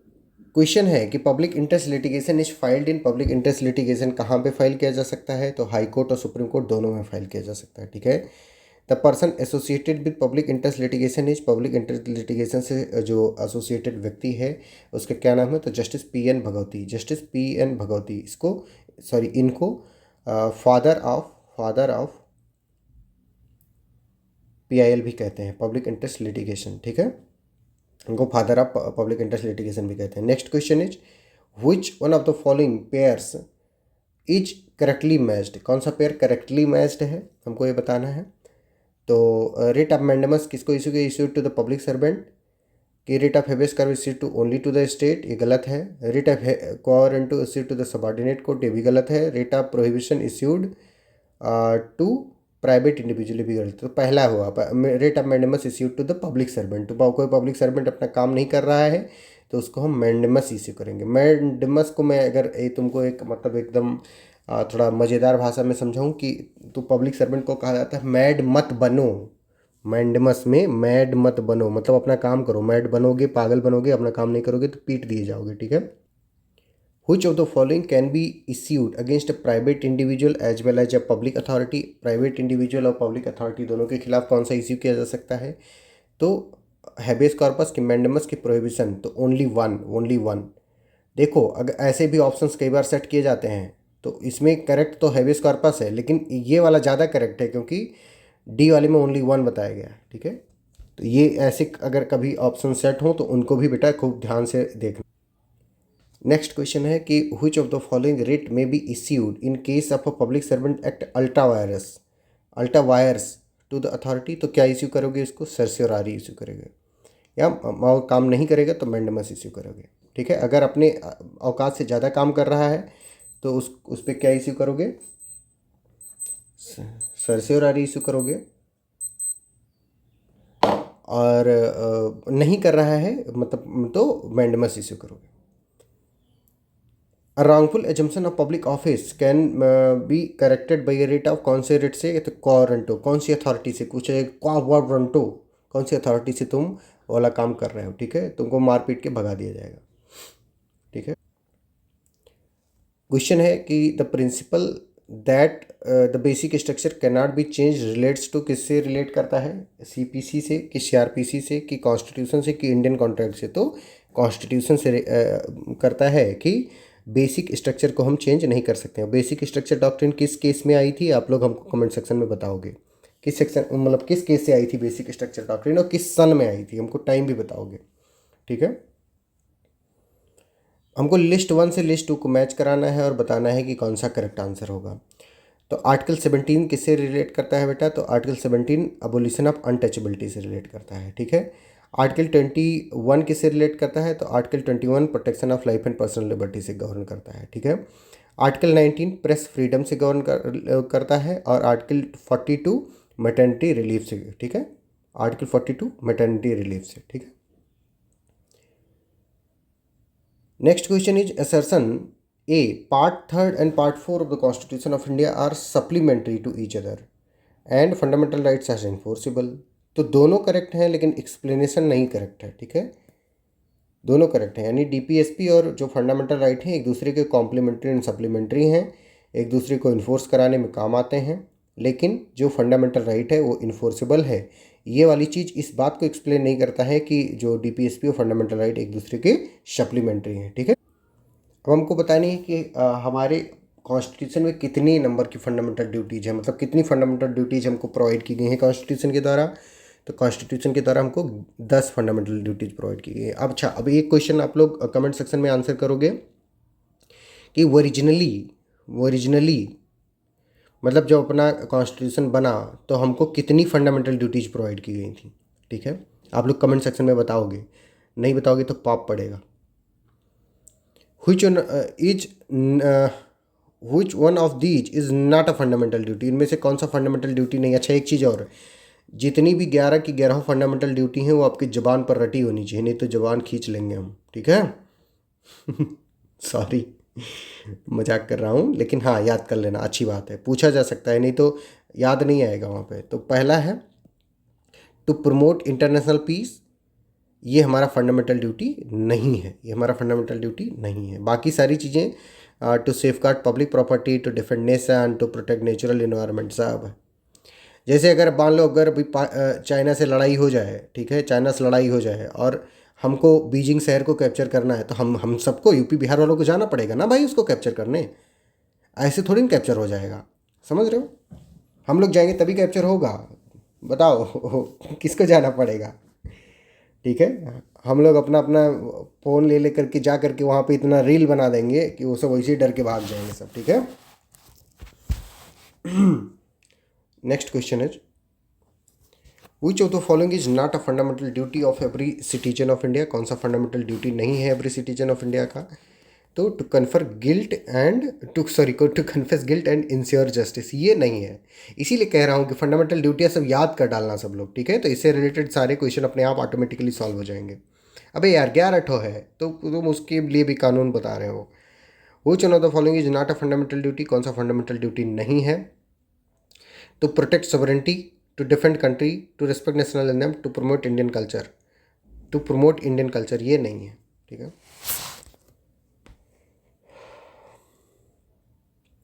To protect and improve the natural environment including forest, lake, rivers and wildlife, and to have compassion for living creature each for every citizen of India, क्या है ये, एक फंडामेंटल ड्यूटी है, एक फंडामेंटल ड्यूटी है। Which one of the following duties have been prescribed for citizens, citizens के लिए कौन सी फंडामेंटल ड्यूटीज प्रोवाइड की गई हैं। To develop scientific temper, the answer is yes. To preserve rich heritage of our composite culture, the answer is yes. To organise village panchayat, the answer is no, ये fundamental duty हमारी नहीं है। To minimise inequalities, ये भी नहीं है, ये DPSP है, ये डीपीएसपी। ये भी to ensure to secure uniform civil code, ये भी डीपीएसपी है, लेकिन टू डिफेंड कंट्री ये हमारा फंडामेंटल ड्यूटी है, ठीक है। तो 1 2 6 ऑप्शन में हम देखते हैं, 1 2 6 कहाँ है, इसमें नहीं है, इसमें नहीं, इसमें है, ये सही। नेक्स्ट क्वेश्चन है, under the Indian constitution to value and preserve the rich heritage of our composite culture is a, क्या है ये, एक फंडामेंटल ड्यूटी है, ये फंडामेंटल ड्यूटी। अब हम लोग पढ़ेंगे यूनियन एग्जीक्यूटिव के बारे में, यूनियन एग्जीक्यूटिव के बारे में, द प्रेसिडेंट, ठीक है। तो the executive power of the union is vested in, किसमें यूनियन की एग्जीक्यूटिव पावर वेस्ट है, तो प्रेसिडेंट ऑफ इंडिया में वेस्ट है, किसमें, प्रेसिडेंट ऑफ इंडिया में। मतलब कोई भी काम किया जाएगा तो वो प्राइम मिनिस्टर के द्वारा किया तो जाएगा, लेकिन किसके नाम से किया जाएगा, वो तो प्रेसिडेंट ऑफ इंडिया के नाम से किया जाएगा, ठीक है। Assertion, the constitution vest the executive power of the union in the president of India, बात ठीक है। The president of India is the constitutional head of the state, ये भी बात ठीक है, दोनों बात ठीक है, ठीक है, और करेक्ट एक्सप्लेन भी करता है। The executive power of the union is required to be made and executed in the name of, किसके नाम से बनाया जाएगा, किया जाएगा, तो प्रेसिडेंट ऑफ इंडिया के। Supreme commander of the Indian arm forces is, supreme commander Indian arm forces का कौन है, तो द प्रेसिडेंट ऑफ इंडिया है, द प्रेसिडेंट ऑफ इंडिया है। The executive power of the union government is vested in the president of India, the president shall exercise these powers, कैसे exercise करेगा, directly नहीं करेगा, आइदर डायरेक्टली कर सकता है या through officers subordinate to him, तो जो प्राइम मिनिस्टर हैं या और भी जो ब्यूरोक्रेट्स हैं उनके थ्रू काम करता है, ठीक है। तो डायरेक्टली भी कर सकता है लेकिन करता नहीं है वो, तो सबॉर्डिनेट ऑफिसर्स के थ्रू, और ये जो प्राइम मिनिस्टर वगैरह हैं ये प्रेसिडेंट के सबॉर्डिनेट है। Next question is, the president of India shall be elected by, किसके द्वारा इलेक्ट किया जाता है, तो the elected member of both the houses of, मतलब इलेक्टोरल कॉलेज जो होते हैं, इलेक्टोरल कॉलेज में कौन कौन से आते हैं, elected members of the both the houses of the parliament और elected member of the state legislative assemblies, ये इन लोग मिल करके किसको इलेक्ट करते हैं, प्रेसिडेंट को इलेक्ट करते हैं। President election of the president is by way of, कैसे होता है वो, इनडायरेक्ट इलेक्शन होता है, इनडायरेक्ट इलेक्शन होता है, ठीक है, इलेक्टोरल कॉलेज के द्वारा होता है, single transferable vote. Which of the following is part of electoral college to the election to the president but does not participate in the proceeding for his impeachment? तो ये कौन है? स्टेट लेजिस्लेटिव असेंबलीज हैं। ये electoral college का तो part होती हैं, मतलब चुनते टाइम पे, उसके इलेक्शन के टाइम पे तो वोट डालती हैं, लेकिन इसको इम्पीच करना होता है जब अंडर आर्टिकल 61, तो इनका कोई रोल नहीं होता है। वो कौन है? स्टेट असेंबलीज हैं। The president of India is elected by N electoral college which will consist of, कौन कौन से लोग आते हैं? तो उनमें आते हैं all the elected members of both houses of parliament and legislative assembly of the state. मैंने ऊपर ही पहले ही आंसर इसका बता दिया है। Which one of the following does not constitute the electoral college for electing president of India? तो कौन नहीं है इलेक्टोरल कॉलेज? तो जो लेजिस्लेटिव काउंसिल के लोग होते हैं उनको नहीं माना जाता है। लेजिस्लेटिव असेंबली के लोग होते हैं और elected members of the Lok Sabha और राज्यसभा तो होते ही है। ठीक है। प्रेसिडेंट को ओथ कौन दिलवाता है? The oath is administer to president of India by, किसके द्वारा? तो चीफ जस्टिस ऑफ इंडिया के द्वारा दिलाया जाता है। ठीक है। Who acts as the president of India when neither the president nor the vice president is available? अगर प्रेसिडेंट और वाइस प्रेसिडेंट अवेलेबल नहीं होता है तो किसके द्वारा प्रेसिडेंट का रोल निभाया जाता है? तो चीफ जस्टिस ऑफ इंडिया के द्वारा निभाया जाता है। अगर मान लो चीफ जस्टिस ऑफ इंडिया भी नहीं है, उस समय पर मान लो मर गए हैं, तो क्या होगा? जो सीनियर मोस्ट सुप्रीम कोर्ट के जज होंगे वो प्रेसिडेंट का रोल निभाएंगे। ठीक है। When the president is to be impeach the charge shall be preferred by, किसके द्वारा प्रेफर किया जाएगा? कैसे प्रेफर किया जाएगा? Either house of the parliament के द्वारा प्रेफर किया जाता है। ठीक है। जब किसी प्रेसिडेंट को इम्पीच करना होता है तो either house of the parliament में उसके ऊपर जो चार्जेस लगे हुए हैं उनको प्रेफर किया जाता है, either house of the parliament, चाहे वो राज्यसभा हो चाहे वो लोकसभा हो। ठीक है। इन दोनों में से किसी के द्वारा भी किया जा सकता है। क्वेश्चन है the power of the president of India is to issue an ordinance is, ये ऑर्डिनेंस इश्यू करने का पावर उसका कैसा पावर है? तो लेजिस्लेटिव पावर है, उसका लेजिस्लेटिव पावर है। ठीक है। किसका? प्रेसिडेंट का ये लेजिस्लेटिव पावर है। Next question is power to grant pardon are enjoyed by which one of the following constitutional authorities? Pardon grant करने का पावर किसके पास में है? तो प्रेसिडेंट और गवर्नर के पास में, दोनों लोगों के पास में। ठीक है। प्रेसिडेंट और गवर्नर दोनों लोगों के पास। अब बात आती है वाइस प्रेसिडेंट को इलेक्ट करने की। तो who amongst the following elect the vice president of India? कौन वाइस प्रेसिडेंट ऑफ इंडिया को इलेक्ट करता है? तो members of the Lok Sabha and Rajya Sabha मिल करके किसको इलेक्ट कर लेते हैं? वाइस प्रेसिडेंट ऑफ इंडिया को इलेक्ट कर लेते हैं। तो वाइस प्रेसिडेंट ऑफ इंडिया के इलेक्शन में और प्रेसिडेंट के इलेक्शन में क्या डिफरेंस है बेटा? तो डिफरेंस ये है कि वाइस प्रेसिडेंट वाले में खाली पार्लियामेंट भाग लेती है, यानी लोकसभा और राज्यसभा भाग लेती है, लेकिन जो प्रेसिडेंट होता है उसके में स्टेट लेजिस्लेटिव असेंबली भी भाग लेती है, स्टेट लेजिस्लेटिव असेंबली। ठीक है। स्टेट या ले। The vice president of India may be removed from his office by, कैसे उसको रिमूव किया जा सकता है अपनी ऑफिस से? By a resolution passed by the Rajya Sabha with a simple majority and agreed two by a majority of members of the Lok Sabha. ठीक है। अगर उसको रिमूव करना है तो राज्यसभा के द्वारा उसका रिजोल्यूशन पास किया जाएगा और मेजॉरिटी के द्वारा अग्री कर लिया जाएगा लोकसभा में भी, बस वो हट जाएगा। कुछ इम्पीच उम्पीच बहुत ज़्यादा करने की ज़रूरत नहीं होती है। Vice president of India makes and subscribe oath or affirmation before, किसके सामने वो ओथ वो अफर्मेशन लेता है? तो प्रेसिडेंट ऑफ इंडिया के सामने ओथ एंड अफर्मेशन लेता है। कौन? Vice president of. राज्यसभा को डिजॉल्व करने का पावर किसके पास होता है? बताओ, आप लोग कमेंट सेक्शन में बताओगे इसका आंसर। भैया राज्यसभा इज इनडिजोल्वेबल, उसको डिजॉल्व नहीं किया जा सकता, तो नन ऑफ द किसी के पास नहीं होता है। ठीक है। लोकसभा सिर्फ डिजॉल्व होती है, लोकसभा सिर्फ डिजॉल्व होती है, और राज्यसभा क्या है? एक परमानेंट हाउस है। कैसा है? परमानेंट हाउस है। Which of the following cases is associated with the issue of domicile in the state concerned for getting elected to the Council of State? Council of state में elect करने के लिए एक कौन से डोमिसाइल की ज़रूरत होती है? किस केस में बताया गया? तो Kuldip Nayar versus union of India के केस में बताया गया। Kuldip Nayar versus union of India case में इलेक्शन से रिलेटेड केस है ये। ठीक है। क्वेश्चन है which of the following set of bills is presented to the parliament along with the budget? जब बजट पास करना होता है तो उसके साथ में और कौन कौन से बिल पेश किए जाते हैं, हमको ये बताना है। तो कौन कौन से? Finance bill and appropriation bill दोनों पेश किए जाते हैं, finance bill and appropriation bill. ठीक है। An act of the parliament is called, act of the parliament क्या कहलाता है? तो ये इनेक्टमेंट कहलाता है। Act of the parliament enactment कहलाता है। Which one of the following statement is correct? इनमें से कौन सा स्टेटमेंट करेक्ट है? An ordinary bill introduced in the Lok Sabha and Rajya Sabha becomes law कब? When each passed by both houses of the parliament and assent of the president is received। मतलब जब when article 111 में president भी असेंट दे देता है तब कोई एक जो बिल होता है वो लॉ बन जाता है। इसीलिए आर्टिकल 79 में बताया गया है कि जो पार्लियामेंट होती है उसके 3 अंग होते हैं। कौन कौन से? प्रेसिडेंट, लोकसभा, राज्यसभा। ठीक है, दोनों पहले पास करेंगे और ये असेंट देंगे, तभी कोई बिल जो है वो लॉ बनेगी। ठीक है, तभी वो लॉ बनेगी।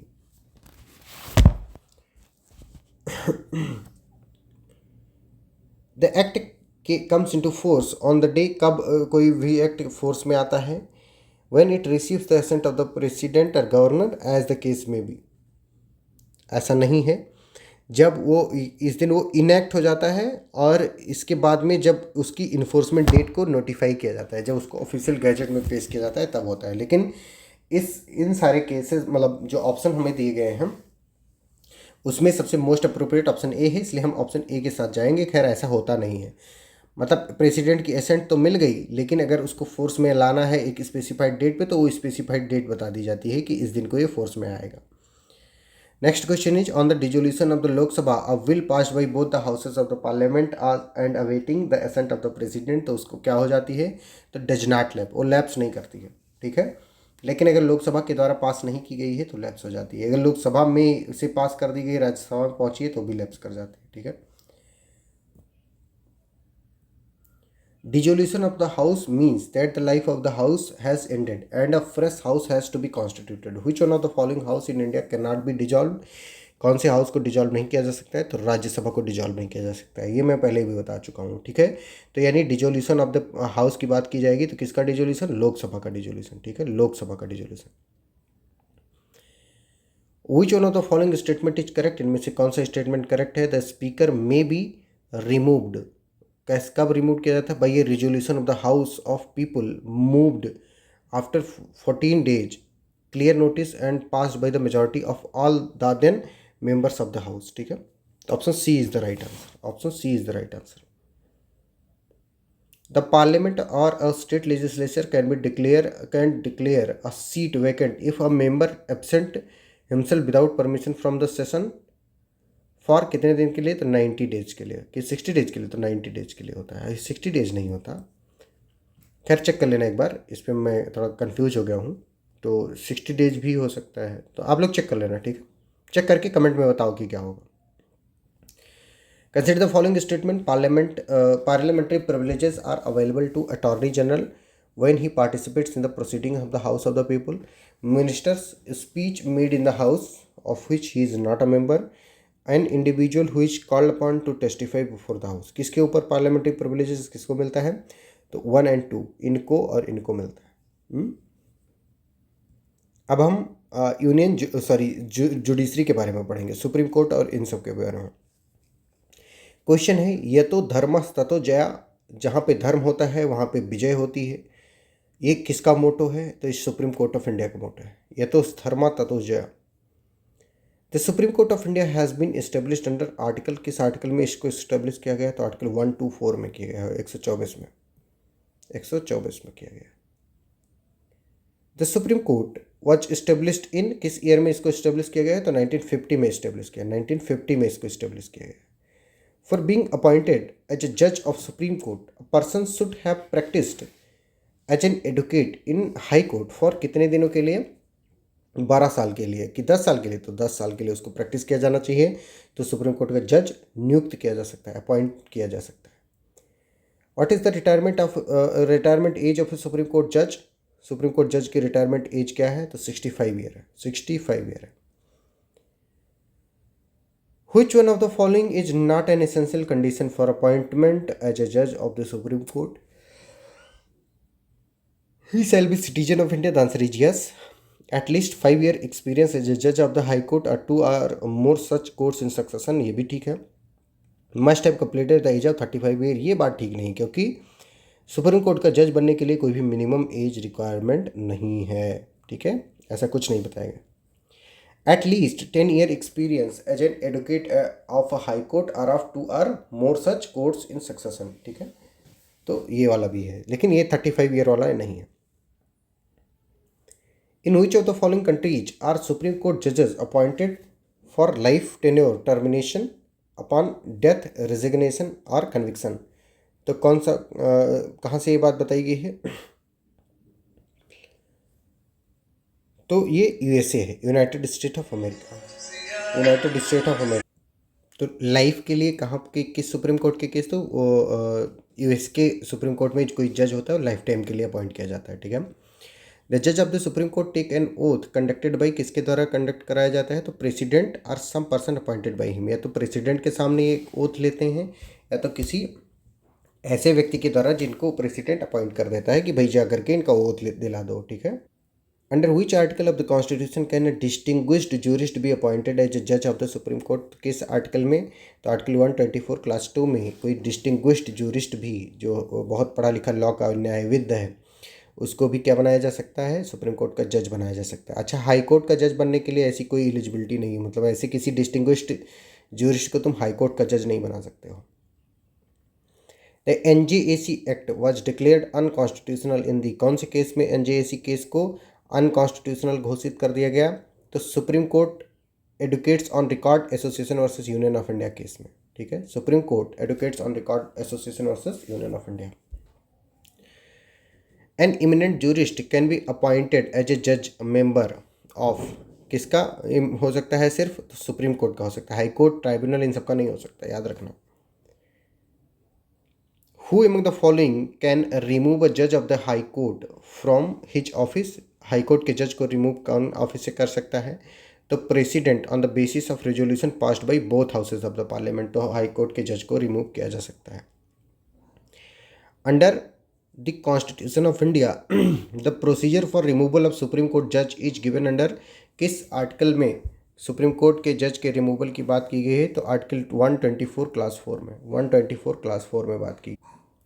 The supreme court exercises its original jurisdiction under which article, किस आर्टिकल के तहत सुप्रीम कोर्ट अपना ओरिजिनल ज्यूरिस्डिक्शन एक्सरसाइज करता है? तो आर्टिकल 131 के तहत, ठीक है। Article 131 capital A was inserted in the constitution by, किस अमेंडमेंट एक्ट के द्वारा इंसर्ट किया गया है ये? तो it was inserted by constitution 42nd amendment act 1976, 42nd constitution, जिसको हम मिनी कॉन्स्टिट्यूशन भी कहते हैं, 42nd कॉन्स्टिट्यूशनल अमेंडमेंट एक्ट, जिसको हम मिनी कॉन्स्टिट्यूशन भी कहते हैं, मिनी कॉन्स्टिट्यूशन, ये वाली चीज़ याद रखना, ठीक है। इसके तहत क्या किया गया है? इंसर्ट किया गया है 131 कैपिटल ए को, ठीक है। Out of the following where does the supreme court not have original jurisdiction, इनमें से किन वाले डिस्प्यूट में सुप्रीम कोर्ट के पास कोई ओरिजिनल ज्यूरिस्डिक्शन नहीं होगा? तो number 1, dispute between government of India and any state or states on one side and one or more other states on the other side, इसमें होगा उसके पास original jurisdiction. Number B, dispute between government of India and one or more state, इसमें भी होगा। Dispute between two corporate houses, इसमें नहीं होगा, क्यों? क्योंकि प्राइवेट लोगों के मसले में जो सुप्रीम कोर्ट होती है उसका ओरिजिनल ज्यूरिस्डिक्शन नहीं होता, लेकिन डिस्प्यूट बिटवीन टू और मोर स्टेट इसमें भी होगा, ठीक है। तो ये बात याद रखना कि जब सेंटर के बीच में और किसी स्टेट के बीच में अगर लड़ाई झगड़ा होगा तो सुप्रीम कोर्ट का ओरिजिनल ज्यूरिस्डिक्शन है, या सेंटर या दो से अधिक स्टेट्स के बीच में अगर कुछ होगा तो भी उसका ओरिजिनल ज्यूरिस्डिक्शन है, या दो स्टेट्स के बीच में भी अगर कोई झगड़ा मसौदा है तो क्या होगा? सुप्रीम कोर्ट का ओरिजिनल ज्यूरिस्डिक्शन होगा। Question is, the supreme court of India exercises original jurisdiction in respect of any disputes of the following nature, तो कैसे को किया जाएगा? तो between the government of India and one or more state, between the government of India and any states or a state on one side and one or more other states on the other, between to are more states की all of these, ठीक है, सब में होगा। मैंने अभी ऊपर जो एक्सप्लेन किया वही चीज़। In the following which dispute is not covered in the original jurisdiction of the supreme court, कौन सा original jurisdiction of supreme court में नहीं कवर्ड है? तो कौन सा होगा? अब आप लोगों को पता है कि प्री कॉन्स्टिट्यूशनलिटी भी उसमें होती हैं कि उसको भी उसमें किया जाता है, लेकिन ओरिजिनल जुरिस्डिक्शन में वही लड़ाई झगड़ा वाला है स्टेट टू स्टेट की, ठीक है। तो उसको छोड़ के, लेकिन प्री कॉन्स्टिट्यूशनल ट्रीटी एग्रीमेंट पे भी इसको क्या देना है? एडवाइस देना है। एडवाइजरी इनका जुरिस्डिक्शन होता है, एडवाइस देना होता है इनको, ठीक है।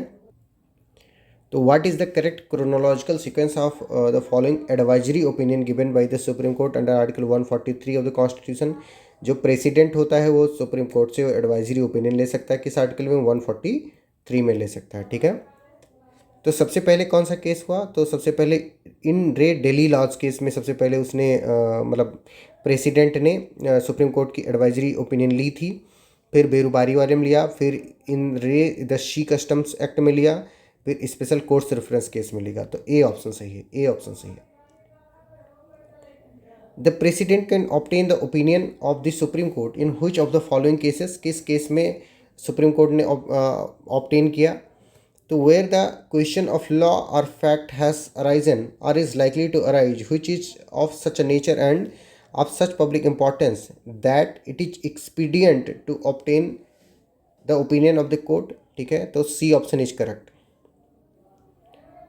Consider the following statement, following statement हमको कंसिडर करना है। The supreme court of India tenders advice to the president of India on matters of law और फैक्ट। कब कब होता है बेटा? ऑन इट्स ओन इनिशिएटिव, कि only if matters relate to fundamental right of the citizen. तो fundamental right of the citizen से उस पर अपने आप ऐसे नहीं होता है, ठीक है। अगर कोई वो लार्जर पब्लिक इंटरेस्ट का है और उस पर प्रेसिडेंट अपना वो मांगता है तो एडवाइस दिया जाएगा सुप्रीम कोर्ट के द्वारा, ठीक है। तो ओनली टू नहीं होगा, ओनली टू नहीं होगा, ठीक है, ओनली टू नहीं होगा। अगर, हाँ ये होगा ओनली टू, ये वाला, कि अगर प्रेसिडेंट एडवाइस मांग रहा है तो कैसा भी मैटर है उस पर उसको एडवाइस देनी होगी, काम खत्म। The advisory opinion tendered by the supreme court is binding on the president? The answer is no, it is not binding on the president. President पर बाइंडिंग नहीं। The Indian constitution provides for the appointment of ad hoc जजेस in दी, कहाँ पे ad hoc जजेस को appoint करने की बात की गई? तो सिर्फ सुप्रीम कोर्ट में की गई। हाई कोर्ट में एडहॉक जजेस के अपॉइंटमेंट की कोई भी बात नहीं की गई है, ठीक है। एडहॉक जजेस तदर्थ न्यायाधीश, ठीक है, मतलब कोई स्पेशल काम करने के लिए न्यायाधीश को अपॉइंट करना सिर्फ सुप्रीम कोर्ट में बताया गया है सब, ठीक है। There shall be a high court for each state as provided in the constitution of India. किस आर्टिकल में बताया गया है कि हर एक स्टेट के लिए अपना एक हाई कोर्ट होगा? तो आर्टिकल 214 में बताया गया, आर्टिकल 214 में बताया गया, ठीक है। नेक्स्ट क्वेश्चन इज द जजेस of the state high court are appointed by, state high court के जजेस जो हैं किसके द्वारा अपॉइंट किए जाते हैं? They are appointed by the president of India. मतलब जो हाई कोर्ट के जजेस होते हैं वो भी प्रेसिडेंट के द्वारा अपॉइंट किए जाते हैं, और सुप्रीम कोर्ट के जो जजेस होते हैं वो तो प्रेसिडेंट के द्वारा अपॉइंट किए ही जाते हैं, ठीक है। हाई कोर्ट के जज का टेन्योर कितना होता है? कितने साल तक के लिए वो होल्ड करते हैं? तो 62 साल के थे, 62 ईयर्स के। सुप्रीम कोर्ट का 65 ईयर्स है, ठीक है। हमको बताना है इनमें से कौन सा स्टेटमेंट ट्रू है। The constitutional validity of a central law can be considered by the high court? The answer is yes, ये ठीक बात है। The constitutional validity of central law can not be considered by the state. भैया भारत में जो न्यायपालिका है यानी जुडिशरी है वो इकलौती है। इकलौती मतलब सुप्रीम कोर्ट, फिर हाई कोर्ट, फिर इसमें ये डिवीजन नहीं है कि ये कर सकता है ये काम नहीं कर सकता है। जो काम सुप्रीम कोर्ट कर सकता है वो सारा काम हाई कोर्ट भी कर सकता है। तो क्वेश्चन मैं पूछूंगा कि क्या बेसिक स्ट्रक्चर को डिक्लेयर कर सकता है high court? The answer is yes, कर सकता है, ठीक है। Next question is the retirement age of the high court जज क्या होती है? हाई कोर्ट जज की एज, रिटायरमेंट एज होती है is lower than the retirement age of the supreme court, 62 year होती है, ठीक है। क्वेश्चन है कि the governor of a state does not appoint, governor of the जज क्या नहीं, किस या किसको नहीं अपॉइंट करता है? तो जज ऑफ द हाई कोर्ट को नहीं अपॉइंट करता है। तो जज ऑफ द हाई कोर्ट को कौन अपॉइंट करता है बेटा? तो प्रेसिडेंट करता है, प्रेसिडेंट। ये याद रखना, बहुत बड़ी बात है ये, इनको गवर्नर अपॉइंट नहीं करता है। Which is not a qualification to become a high court जज, ये होना चाहिए, ये भी होना चाहिए। ये एज का कोई फैक्टर नहीं है, मतलब जज बनने के लिए, हाई कोर्ट और सुप्रीम कोर्ट का जज बनने के लिए कोई मतलब लोअर एज की कोई रिक्वायरमेंट नहीं है, ठीक है। तुम पैदा हो करके भी तुम डायरेक्ट जा करके जज बन सकते हो हाई कोर्ट और सुप्रीम कोर्ट का, लेकिन बस तुम्हारे पास वही 10 साल और ये सब 20 साल और ये सब होना चाहिए दुनिया भर का बवाल, ठीक है। ऐसी कोई मिनिमम एज की रिक्वायरमेंट नहीं है। Under which article do the high court have power to superintendence over all courts, all courts के ऊपर सुपरिंटेंडेंस का पावर किस आर्टिकल में है, तो 227 में। बहुत इंपॉर्टेंट आर्टिकल है, याद रखना। ये जो सिविल जज लोग बनते हैं उनके ऊपर किसका जो सुपरिंटेंडेंस करता है वो कौन करता है, हाई कोर्ट करता है। इसीलिए तुमने देखा होगा कि जो सिविल जज लोग होते हैं बहुत प्राइवेट लाइफ जीते हैं। ये अगर पब्लिक लाइफ जीने की बहुत कोशिश किए तो इनको हाई कोर्ट के द्वारा पकड़ के पीट दिया जाएगा, ठीक है। एक्सप्लेनेशन मांग लिया जाता है, मतलब पकड़ के पीटने का मतलब कि भाई तुम एक्सप्लेन करो, तुम सो कॉज नोटिस होगा, ठीक है। कौन सा आर्टिकल है, क्वेश्चन पूछ रहा है कि which article of the constitution of India vest the residuary power of legislation with the parliament, तो आर्टिकल 248 है। रेजिडरी पावर किस में वेस्ट है, तो आर्टिकल 248 में वेस्ट है, ठीक है। Indian constitution reserves the residuary power to किसके लिए, तो पार्लियामेंट के लिए रेजिडरी पावर वेस्ट है। किस आर्टिकल में, 248 में है। बहुत इंपॉर्टेंट है, याद रखना सब लोग, ठीक है। Which one of the following statement is correct? Parliament has power to legislate with respect to any matter in the state list in the national interest. कब, on passing a resolution with required majority by the राज्य सभा। अगर राज्य सभा कह दे under article 249 कि किसी भी स्टेट लिस्ट के सब्जेक्ट पे पार्लियामेंट लॉ बना सकती है, किस उसमें नेशनल इंटरेस्ट में, तो पार्लियामेंट लॉ बना देगी, ठीक है। लेकिन किसके रिजोल्यूशन से होना चाहिए, राज्यसभा के रिजोल्यूशन से होना चाहिए, मेजॉरिटी रिक्वायर्ड होती है, ठीक है। क्वेश्चन है the doctrine of territorial nexus is related with, किस आर्टिकल में डॉक्ट्रिन ऑफ टेरिटोरियल नेक्सस बताया गया है, तो आर्टिकल 245 में बताया गया है डॉक्ट्रिन ऑफ टेरिटोरियल नेक्सस के बारे में, ठीक है। असर्शन है the entries in the 3 legislative list are not always set out with scientific precision and definition. The entries are not power but are only field of legislation. इनमें से कौन बताना है, तो दोनों बातें ठीक हैं, लेकिन ये दूसरा वाला करेक्ट एक्सप्लेनेशन नहीं है पहले वाले का, ठीक है। Next question is the exclusive power to make any law with respect to any matter not enumerated in the concurrent list or state legislation vested with parliament. इसी को तो रेजिडरी कहते हैं, रेजिडरी पावर कहते हैं, ठीक है। और किस आर्टिकल में प्रोवाइड किया गया है, 248 में। अभी कुछ देर पहले हम लोगों ने इस चीज़ को देखा है, ठीक है। क्वेश्चन है कि law made by the parliament with respect to any matter enumerated in the state list during proclamation of emergency under article 250 of the constitution of India will cease to have effect if which one of the following conditions are not met. कौन सी condition अगर met नहीं होती है तो वो expire कर जाएगा, तो ऑप्शन सी में है on the expiration of the 6 months after the proclamation of emergency has ceased to operate। मतलब जब proclamation of emergency cease to exist करेगी उसके 6 महीने के बाद जो पार्लियामेंट के द्वारा बनाया गया लॉ है इमरजेंसी के दौरान under article 250 on state subject, वो क्या कर जाएगा, एक्सपायर कर जाएगा, सीज कर जाएगा, खत्म हो जाएगा, ठीक है। Next question is which one of the following is correct? The result of obtaining the assent of the president to a state law which is inconsistent with the union law relating to the subject in the concurrent list would be that, उसका क्या प्रभाव होगा बेटा कि the state law would be valid and union law would not operative in that state। मतलब और जगह पर यूनियन लॉ लागू होगा लेकिन उस स्टेट में अगर प्रेसिडेंट उसको सहमति दे करके पास कर देता है तो वहाँ पे स्टेट का लॉ प्रिवेल करेगा, ठीक है। समझ पा रहे हो। अभी एक state governor of Tamil Nadu versus state of Tamil Nadu एक केस हुआ है, उसमें इन सारी चीज़ों को रीडिफाइन कर दिया गया है, याद रखना सब लोग, governor of Tamil Nadu versus state of Tamil Nadu, ठीक है। The feature of concurrent list in our constitution is borrowed from, कहाँ से उसका कंकरेंट लिस्ट वाला फीचर कहाँ से लिया गया है बेटा, तो ऑस्ट्रेलिया से लिया गया है कंकरेंट लिस्ट का पावर, ठीक है। यूनियन लिस्ट 3 लिस्ट होती है, यूनियन लिस्ट इस पर सिर्फ एक्सक्लूसिव पावर पार्लियामेंट के पास होता है लॉ बनाने का। स्टेट लिस्ट होती है, इसमें एक्सक्लूसिव पावर स्टेट गवर्नमेंट के मतलब स्टेट लेजिस्लेचर के पास होता है।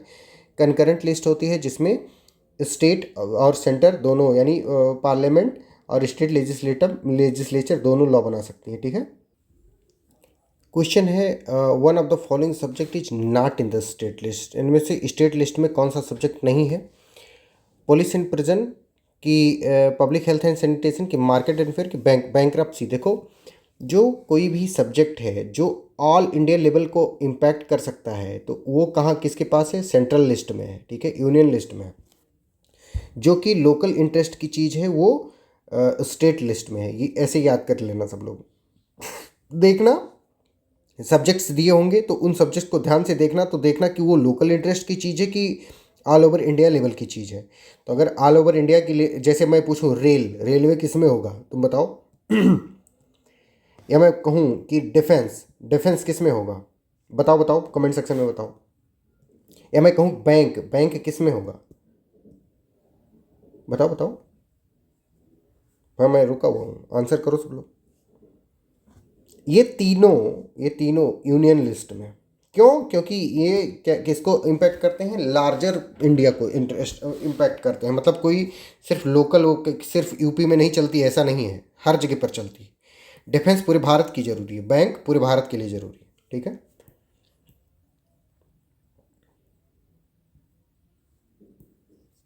The subject prevention of cruelty to animal comes under which of the following list in the constitution? किस लिस्ट में आता है ये? कंकरेंट लिस्ट में आता है, कंकरेंट लिस्ट में आता है, ठीक है। क्यों? क्योंकि क्रुएल्टी को रोकना, अच्छा हाँ, और कंकरेंट लिस्ट में ऐसे सब्जेक्ट आते हैं जो कि जिन पे कोई भी लॉ बना सकता है, चाहे सेंटर बना देगा चाहे स्टेट बना देगा, और ये मतलब जनरल इंटरेस्ट के होते हैं, कोई ना लोकल होता है ना उनका, भाई एजुकेशन जैसे है। तो एजुकेशन कंकरेंट लिस्ट में आएगा, क्योंकि इस पे जैसी ज़रूरत होगी वैसे वो लॉ बना दिया जाएगा। जैसे किसी एनिमल को क्रुएल्टीज बचाना है, ये जनरल इंटरेस्ट का है, कोई ये नेशनल इंटरेस्ट की बहुत बड़ी चीज़ नहीं है, और ना ही कोई छोटी बहुत किसी एक लोकल, किसी एक देश में, सॉरी, किसी एक राज्य के लिए पर्टिकुलर विशेष के लिए ऐसा है, ऐसा भी नहीं है, ठीक है। तो इस पे सेंटर स्टेट दोनों लॉ बना सकते हैं। अब समझ में आ रहा होगा चीज़ ना कि कंकरेंट लिस्ट और यूनियन लिस्ट और ये सब अलग अलग क्यों ऐसे।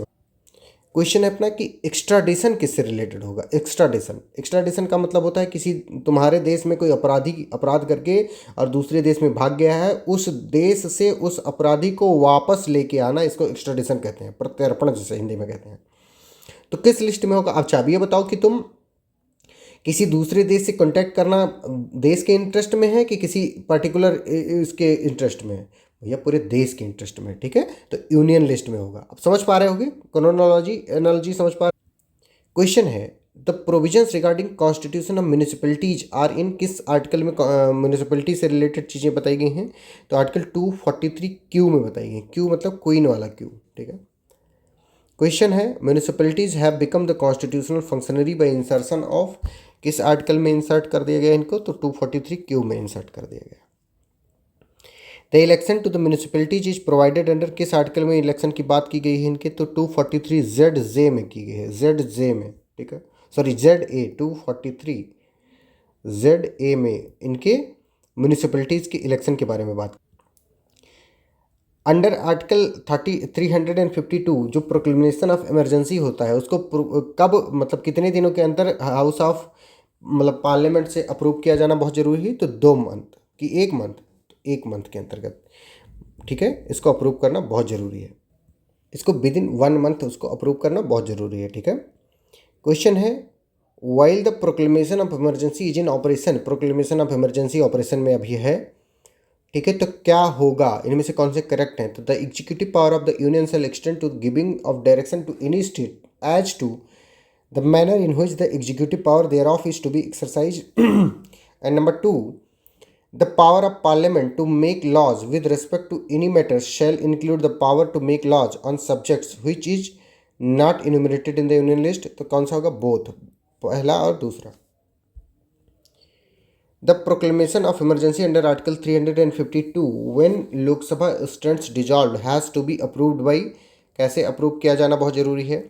तो Rajya Sabha, then it will continue till the reconstitution of the new Lok Sabha, ठीक है, which must approve it within 30 days from its first meeting। समझ रहे हो? अगर लोकसभा डिजॉल्व हो गई है तो राज्यसभा के द्वारा अप्रूव किया होगा और कंटिन्यू करता रहेगा, और तब तक कंटिन्यू करेगा जब तक नई लोकसभा बन करके नहीं आ जाती। अब नई लोकसभा जब बन करके चली आई तो ये विद इन 30 डेज यानी 1 महीने के अंतर्गत इसको फिर से ये लोकसभा के द्वारा भी अप्रूव किया जाना जरूरी है। समझ पा रहे हो? अच्छा लग रहा है? The total suspension of article 14 of the constitution can be made under which article, किस आर्टिकल में टोटल सस्पेंशन ऑफ आर्टिकल 14 किया जा सकता है? तो आर्टिकल 359 में। 358 जो है बेटा ये सिर्फ और सिर्फ आर्टिकल 19 से डील करता है, बाकी के सारे आर्टिकल से 359 डील करता है। तो अगर कोई भी आर्टिकल हो इसकी जगह पर आर्टिकल 14 के जगह पर एक्सेप्ट 19, तो हम 359 ही आंसर मार्क करेंगे। ठीक है, ये बात याद रखना। Which one of the following is not an automatic consequence of the proclamation of emergency? Automatic consequence में से कौन सा नहीं है? तो option A, suspension of enforcement of fundamental right except those by conferred by article 20 and 21। तो ये तो है ही नहीं, मतलब आर्टिकल 21 का कभी भी सस्पेंड नहीं किया सकता, तो यही है, it is not an automatic consequence. लेकिन आर्टिकल 19 क्या होता है, इसका इन्फोर्समेंट मतलब ये क्या हो जाता है, ये ऑटोमेटिकली सस्पेंड हो जाता है with in the meaning of 358, ये याद रखना। ठीक है, which fundamental right can not be suspended even during the an emergency under article 352? तो कौन सा वाला? Right to freedom of life, right to life and personal liberty वाले को, यानी आर्टिकल 20 और 21 के जो राइट हैं इनको अगर कोई इमरजेंसी 352 में लगी हुई है फिर भी इनको नहीं सस्पेंड किया जा सकता है with in the meaning of 359। ठीक है, क्वेश्चन है which one of the following article of the Indian constitution provide that it shall be the duty of union to protect every state against external aggression and internal disturbance? तो कौन सा वाला article? तो 355 है। 355 ये केंद्र सरकार पर, सेंट्रल गवर्नमेंट पर ये ड्यूटी इम्पोज करता है कि वो किसी भी स्टेट को बाहरी एग्रेशन से बचाएगा। ठीक है, क्वेश्चन है the scope of article 356 was examined in the case of, किस केस में 356 के स्कोप को एग्जामिन किया गया? तो S R Bommai versus union of India case में 356 के स्कोप को एग्जामिन किया गया है। कौन से केस में? S R Bommai versus union of India. Question है which of the following statement is incorrect about the attorney general of India? Attorney general of India के बारे में कौन सा स्टेटमेंट इनकरेक्ट है हमको बताना है। तो he may be removed from his office in the same manner and on the same ground as a supreme court जज, ये वाला। ठीक है, ये इनकरेक्ट है। ठीक है, क्यों? क्योंकि अटॉर्नी जनरल ऑफ इंडिया किसके प्लीजर पर काम करता है? ये प्रेसिडेंट के प्लीजर पर काम करता है। प्रेसिडेंट का जब मन करेगा तब इसको रिमूव कर सकता है। इसमें कोई भी इससे प्रोसीजर वगैरह की ज़रूरत नहीं है कि पार्लियामेंट पास करे फिर उसको रिजोल्यूशन हो, मेजॉरिटी हो, ये हो वो हो, दुनिया वो कोई ज़रूरत नहीं है। Advocate general of the state, the highest law officer of the state is, कौन होता है highest law officer? Advocate general होता है, एडवोकेट जनरल होता है। Who amongst the following can not be appointed as the advocate general? Advocate general को नहीं appoint किया जा सकता है? तो an advocate of 66 years of age, ऐसा कुछ नहीं है। An advocate who has not practised in such state, ये भी नहीं है। An advocate having 7 years of practice at bar, तो इसको अपॉइंट नहीं किया जा सकता क्योंकि 10 साल की कम से कम प्रैक्टिस जरूरी है। ठीक है, who appoint the advocate general of a state? Advocate general को कौन अपॉइंट करता है? तो गवर्नर अपॉइंट करता है। एडवोकेट जनरल को कौन अपॉइंट करता है? गवर्नर अपॉइंट करता है। ठीक है बेटा, एडवोकेट जनरल को कौन अपॉइंट करेगा? क्वेश्चन है under article 354 of the constitution the election commission of India shall be responsible to conduct election to, किस किस का इलेक्शन कंडक्ट कराने के लिए election commission of India responsible है? तो पार्लियामेंट एंड स्टेट लेजिस्लेचर हाँ है, प्रेसिडेंट स्टेट वाइस प्रेसिडेंट हाँ है, तो खाली ए और बी का है, ए और बी का है। बाकी इन लोगों के लिए मतलब जिला पंचायत परिषद और पंचायत इन सब के लिए स्टेट इलेक्शन कमीशन होता है, स्टेट इलेक्शन कमीशन।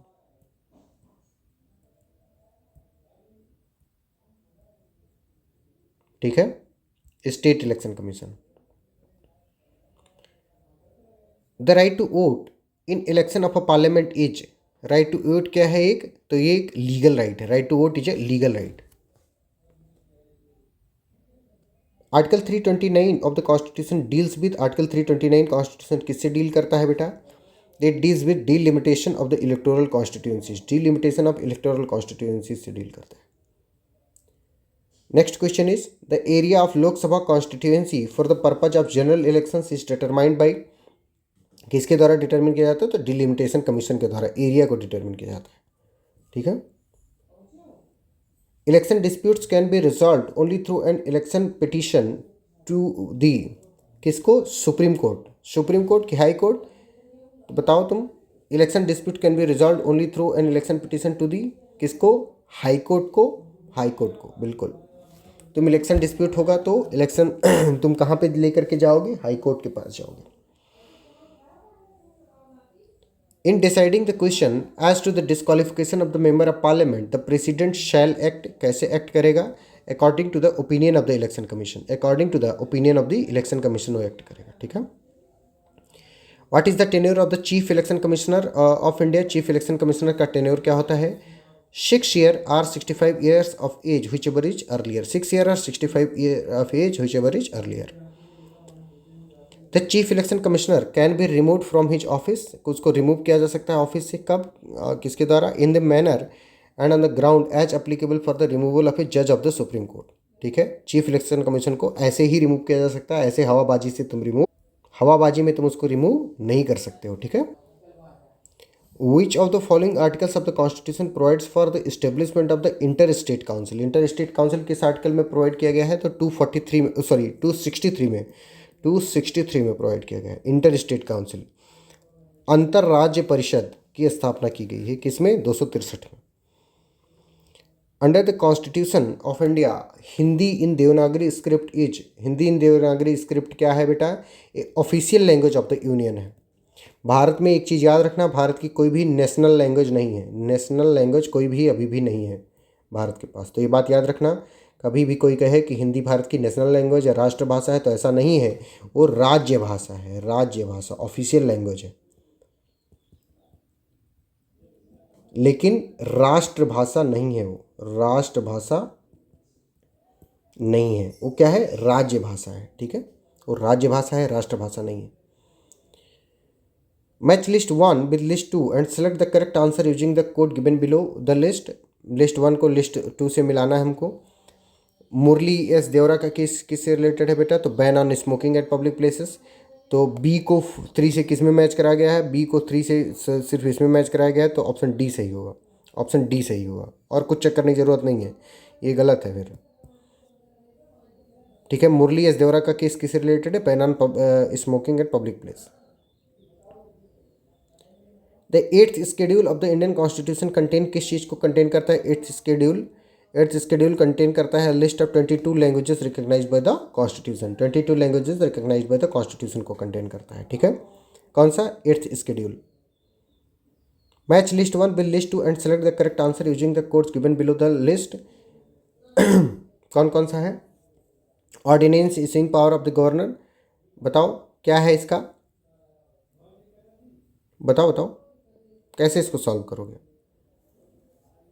ए को किससे मैच कराओगे? आर्टिकल 39 कैपिटल ए में क्या बताएगा? फ्री लीगल एड, यानी बी को 2 से मैच कराना है हमको, तो बी से 2 में किस में मैच है? तो 1 इसमें मैच है, ए और बाकी सब एलिमिनेट हो गया, तो ऑप्शन ए या बी में से सही होगा, ठीक है। अब बात आती है आर्टिकल 50, तो आर्टिकल 50 बात करता है separation of executive and judiciary की बात करता है, तो डी को 1 से किस में मैच कराएगा? डी को 1 से किसी में मैच नहीं कराया गया, तो इसका ऑप्शन गलत है, ऑप्शन गलत है, ऑप्शन गलत है, ठीक है। ठीक है, ये बात समझ में आ गई। Special provision for the state of Maharashtra and Gujarat आज प्रोवाइडेड अंडर व्हिच आर्टिकल, किस आर्टिकल में स्टेट गुजरात और महाराष्ट्र के लिए स्पेशल प्रोविजन किया गया है? तो आर्टिकल 371 में किया गया है। जैसे 370 था भारत में किसके लिए? जम्मू एंड कश्मीर के लिए, वैसे ही स्पेशल प्रोविजन और भी स्टेट्स के लिए कर रखे गए हैं, उनके बारे में कभी डिस्कस किया नहीं जाता है, लेकिन क्वेश्चन इसमें पूछा हुआ है, तो इसलिए आप लोग याद रखोगे, ठीक है। Haryana superior judicial service examination में पूछा हुआ है। The short title of our constitution is the Constitution of India under which of the following article, इसका नाम Constitution of India बताया गया है, 393 में बताया गया है, 393 में बताया गया है। Temporary provision with respect to the state of Jammu and Kashmir are provided था, इसमें अब इसको अब्रोगेट कर दिया गया है, अब्रोगेट कर दिया गया है, ख़त्म कर दिया गया है, ठीक है। अब ये ख़त्म हो चुका है किसके द्वारा? Jammu and Kashmir reorganisation act 2019 के द्वारा, ठीक है। अब 2 यूनियन टेरिटरी बना दी गई हैं, एक जम्मू एंड कश्मीर और एक लद्दाख। जम्मू एंड कश्मीर को कुछ ही दिनों में स्टेटहुड मिल जाएगा, स्टेटहुड मिल जाएगा। और ये अलग से कंप्लीट स्टेट बन जाएगा, ये यूनियन टेरिटरी ही रहेगा। Article 262 of the constitution of India relates to, किससे रिलेट करता है ये? तो it relates to the adjudication of the disputes relating to the waters of inter states river and river valley state, ठीक है, inter state waters of inter state rivers and river valleys, ठीक है, इससे relate करता है। Next question is the doctrine of full faith and credit is enshrined इन, किस article में full faith and credit इंश्राइंड है? तो आर्टिकल 261 में है। ये कहता है कि अगर सिविल कोर्ट के द्वारा कोई भी जजमेंट पास किया गया है तो पूरे भारत में उसको फुल फेथ एंड क्रेडिट दिया जाएगा। किस आर्टिकल में? 261 में बात बताई गई है, ठीक है। Next question is which of the following language is not a part of the 8th schedule? कौन सा 8th शेड्यूल का पार्ट नहीं है? तो राजस्थानी नहीं है, बाकी नेपाली, मैथिली, संस्कृत है, ठीक है। The 9th schedule of the constitution relates to the law, कौन से लॉ से रिलेट करता है 9th schedule? It deals with the which cannot be judicially reviewed. ऐसा प्रोवाइड किया गया था कि जुडिशियल रिव्यू नहीं किया जा सकता, लेकिन आजकल किसी भी चीज़ का भी जुडिशियल रिव्यू हो सकता है, किसी भी चीज़ का, ठीक है, क्योंकि judicial review is now the part and parcel of the basic structure doctrine, basic structure doctrine, ठीक है, बेसिक स्ट्रक्चर का पार्ट है। In which schedule of the constitution of India are the 3 list mention, किस list में mention है? तो 7th schedule में mention है, 7th शेड्यूल में। The 6th schedule of the constitution applies to which of the following states, किन पे apply होता है ये? तो आसाम, त्रिपुरा, मेघालय और मिजोरम पे अप्लाई होता है। ATMM पर लागू होता है, ATMM पर लागू होता है, आसाम, त्रिपुरा, मेघालय, मिजोरम, ठीक है। Which article of the Indian Constitution saves the judgment of the Privy Council? कौन सा प्रिवी काउंसिल के जजमेंट को सेव करता है, बचा के रखता है? तो 395, article 395। Who was the chairman of the first commission of on the review of the Indian Constitution? तो कौन सा थे? जस्टिस वेंकट चलैया, जस्टिस वेंकट चलैया थे। In which case did supreme court observe that social morality also changes from the age to age? किस case में बताया गया? तो NALSA versus union of India. इसी में ट्रांसजेंडर को थर्ड जेंडर माना गया, ट्रांसजेंडर से रिलेटेड केस यही वाला था, NALSA versus union of India. India that is Bharat shall B union of state, कहाँ पे बताया गया है? ये यूनियन टेरिटरी वाले उसमें बताया गया, ठीक है। Freedom of speech and express right to freedom में है। Protection of interest of minorities cultural and educational right में है। Liberty of thought expression play होता है, ये प्रियम्बल में है। अब आप लोग अपने आराम से मैच कर लेना। Which of the following statement are correct, इनमें से कौन सा स्टेटमेंट करेक्ट है हमको ये बताना है। Basic structure of the constitution of India can not be amended, ये बात ठीक है। Parliamentary democracy is included in the list of, ये भी ठीक है। According to the convention of the parliamentary democracy, the prime minister has to be from the house of people, ये बात ठीक नहीं है। Article 83 of the constitution of India deals with the duration of the house of parliament, ये बात ठीक है, ये बात ठीक है।